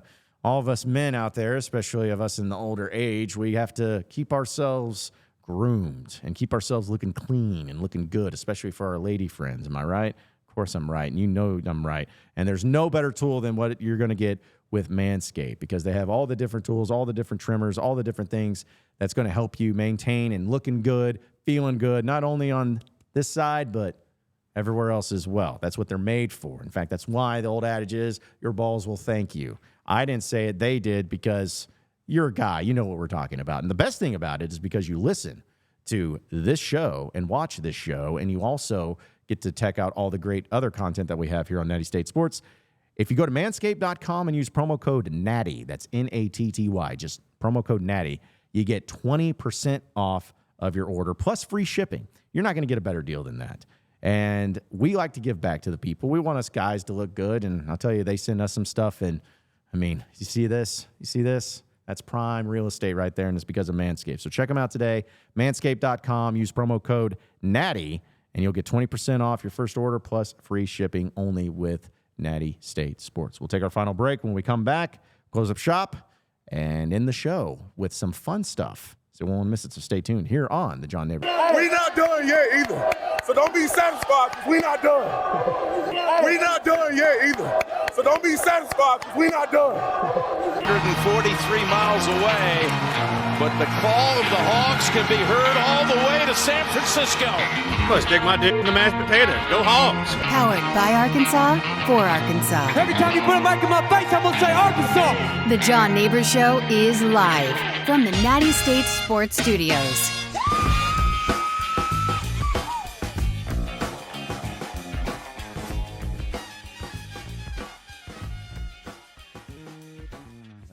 Dive into and clean up and have some fun with too. Is I am your host John Nabors, and alongside Andrew Ellis, as we've had a lot of fun stuff, and especially with baseball being. Is it crazy? Was it less than 2 weeks from first game of baseball, right? Oh yeah, it'll be like 2 weeks from Friday. Yeah, so man, 11 days. Yep, from the finest team of James Madison in a 4-game series, and then Arlington, baby. Arlington. Yeah, I'm looking forward to Let's that. have that Peyton Stovall days away tweet ready to go tomorrow morning. Is that going to be 10? Yeah, that'll be 10. Dang. All right, yeah, we gotta have that ready to go. Gotta have some love for our guy Stovey out there. Let him pick the highlight. Be like, hey, whichever one, whatever your favorite swing is. What would be his highlight? It makes you want. I guess maybe the North Carolina. You know what's crazy is the A&M swing. Yeah, he nuked that ball against North Carolina. You know, because he had 5 hits against Auburn, but it's like I guess none of those 1 hits would be one. But I don't know. I mean, the A&M Grand Slam was pretty sick though last year. And then that was like, I think it was the next week is when he had his surgery. Right. So it's like, he was hurting. So yeah, it'd be kind of funny to play that up and be like, hey, he did this with a whatever. But yeah, maybe that North Carolina one. That was a big one. Yeah, I feel like that's probably right. That's probably a safe bet there.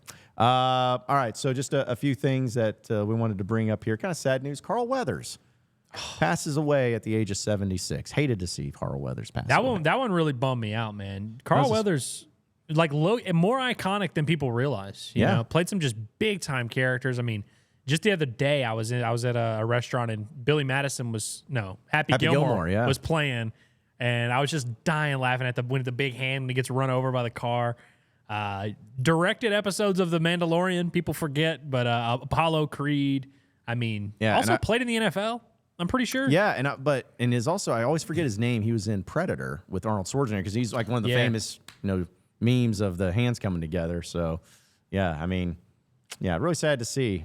We're sad to see 76 years old. And, and it's funny because the Deadline article actually just shows Rocky Films, Predator, Mandalorian, Happy Gilmore, which is the ones that we just mentioned. So, I guess Action Jackson was the other one that he was involved in. But, yeah, he died peacefully in his sleep on February 1st. But, yeah, just really sad to see. And guy that, again, my first movie I remember watching him in was Happy Gilmore. But I always see he's Apollo Creed forever. Like when I think of him, for most people, yeah. Like I remember when he was in Mandalorian. For some reason I didn't know he was going to be in Mandalorian, but I just remember that was one of the ultimate like Leo pointing at that. I was like, Apollo Creed is in Star Wars. I was so excited. Yeah, but that really bummed me out. That happened, by the way, like 20 minutes after we filmed Friday's Six Pack. Oh man! As soon as I read it, I was like, dude, he would have got a whole section on the Six Pack. Yeah, and he deserved it too, man. He was always great. So yeah, sad to see Carl Weathers pass away.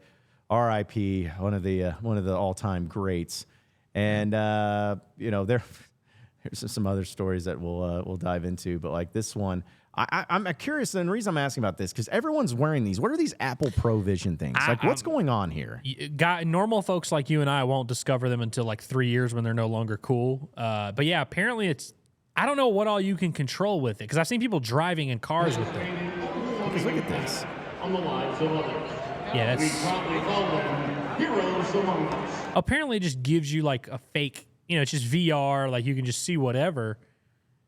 But it's like I've seen them at this game. I've seen them like kids walking around. I've seen them being talked about. Everyone's like, hey, and then people tweeting like, hey, is the Apple Pro Vision Pro, whatever thing worth it? I'm like, what is it? It looks like I don't even have an Apple Watch. Yeah. I still haven't got an Apple Watch. I've been holding off on that. That's what I just wonder what it does, and maybe I need to look it up. But I've just seen it all over the place, and I'm like, man, okay. Have you ever used any VR headset? Have you ever done any of those? Actually, I have not.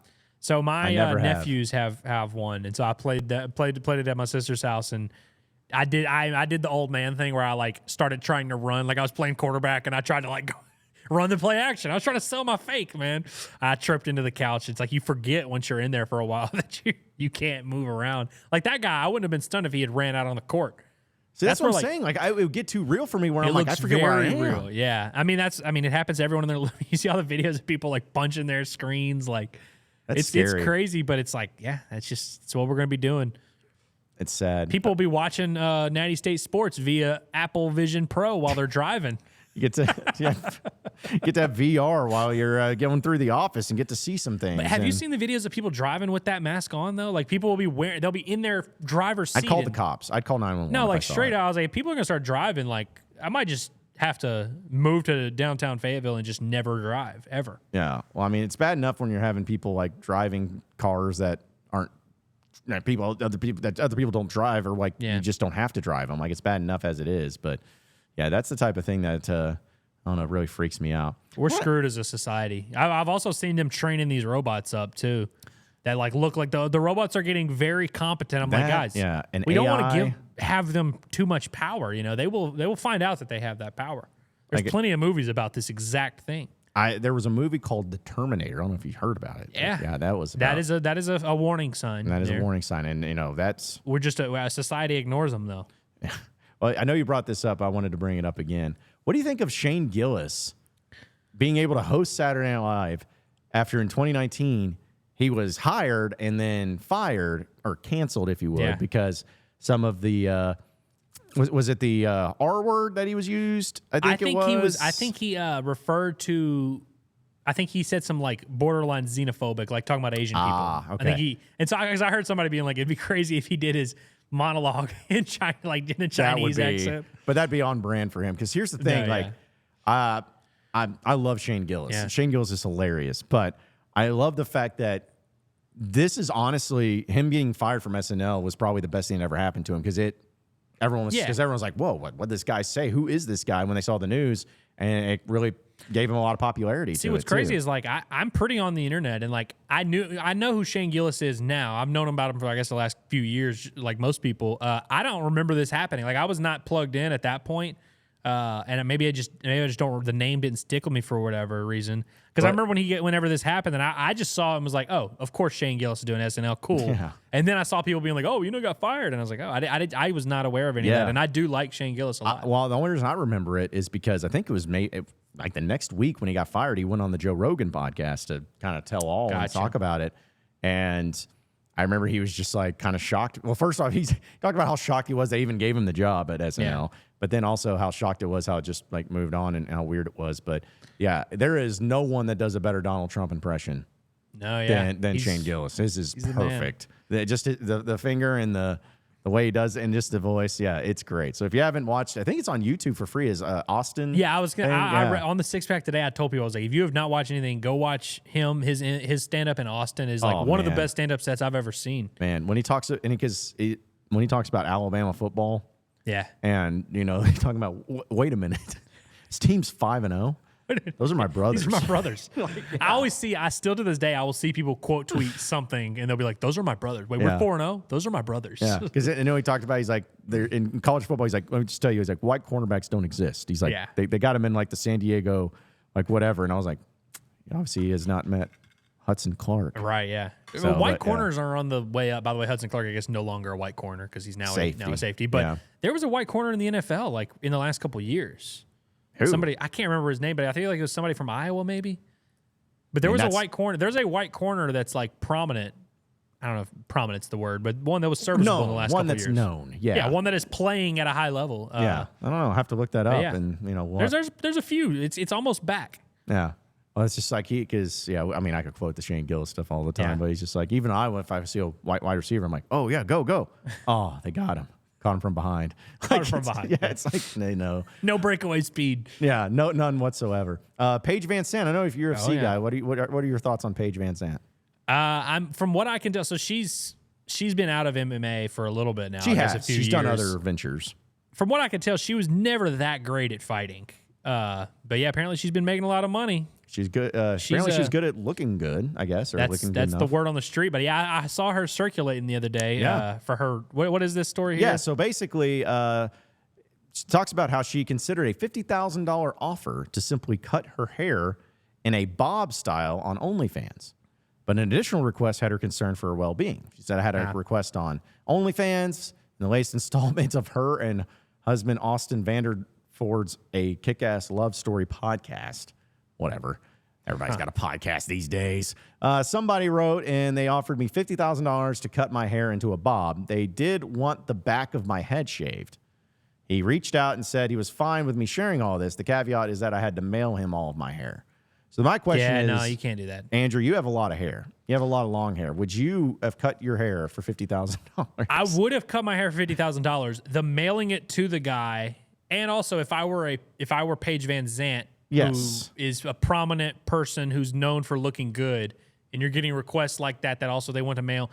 I understand why she was concerned for her safety, which is why. But just in a nutshell, John, if you were like, "Hey, Andrew, I'll give you $20 to go get a haircut," if you paid for the haircut, I would just go get it. Just go get it. But I'm the wrong person to ask because I'm like the one person with long hair who does not care about the long hair at all. Yeah, I'd shave it for just the right person to smile at me. Yeah, I never had long hair. Like I said, this is the longest like my hair's ever been. So Your hair's looking a little. It's getting got a long. I was haircut in the noticing today. morning. I was like, man, got a haircut in the morning, man. It's been terrible. I've gone like this is like 2 months without a haircut. So you're living on the edge, man. You look like a rebellious trying to live out my youth. Everyone's just like, hey, listen, the hair getting longer doesn't mean you get younger. I'm like, I'm not going for that. Like, it's just there's no point in that. It's too much to deal with. Like, I don't know how you that's do it kind of yours, where I'm but- at. Like, I let it get so long because I was just like, now I don't have to deal with it because it's so long. But there's a midsection there where it's long enough to where you have to kind of make sure it looks right. But now it's so long that I can just kind of throw it all back and wear a hat. Yeah. But See, I don't know. that's the life right there. Just being Yeah. able to put on a hat. Shout out to my and go Big with it. Chicken hat. I went to Big Chicken today. Oh yeah. And they didn't comment on the fact that I was wearing a freaking Big Chicken hat. Man, you thought that would give you like a discount or something like that. The woman was not in a good mood at the drive-thru. Oh man, Not having a good day. Oh man, yeah. I need to go back there again. Give me some because he said to change the fries. So no, they didn't really. I confirmed that a few days later. Okay. That Curtis went at like 9 p.m. and they had run out that day. Oh, so they had But to go I with even the asked the backup woman. I was fries. like, my buddy came here the other day. If a She was fast food restaurant runs out of fries, do they go to like a next door like restaurant and be like, hey, can we borrow some fries? I guess they just maybe they have potatoes back there and they just like once they run out, they're like, all right, we're just gonna slice We're gonna these have to do suckers these up real. and do what we got to do. But yeah, I don't know. But yeah, the ones Curtis had looked like just cafeteria, like run of the mill. Man, yeah, I can't do that. You gotta But no, figure- the ones they have are really good. Yeah, well, yes. Again, I'll have to check it out myself. Shout out Seems Ronnie very Brewer soon. if you're tapping in. Yeah, which I know he is. So, anything you learned today, Andrew, at all?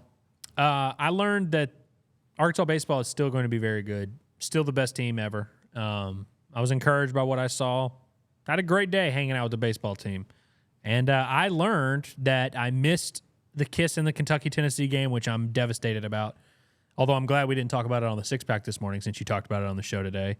And also the Paige Van Zandt thing. I saw her going viral because she was like convinced that the Taylor Swift Travis Kelce thing was all a fraud, and people love that. And so all the conservative people were like, "Oh yeah, this hot blonde girl says that Travis Kelce's a fraud." Must be true. Hell yeah, she's our new Tommy. Paige Van Zandt is gonna 100%. She's either gonna work at Natty State Sports or with Tommy Loren by the end of 2024.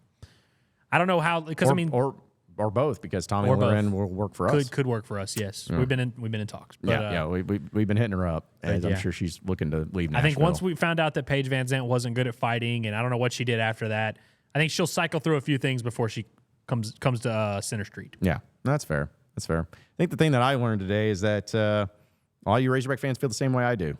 You don't care. You're over it. You're done. You're moving on from basketball, and you just want the season to end. I think that's what I learned. It's a good learning, though. It's a good learning curve. But appreciate everybody listening in and watching into the John Nabors Show. For Andrew Ellis, as well as Scotty Borden, as well as Curtis Wilkerson, I am John Nabors. Same sports show, same sports channel. Tomorrow afternoon. Have a great night, everybody. We will see you then.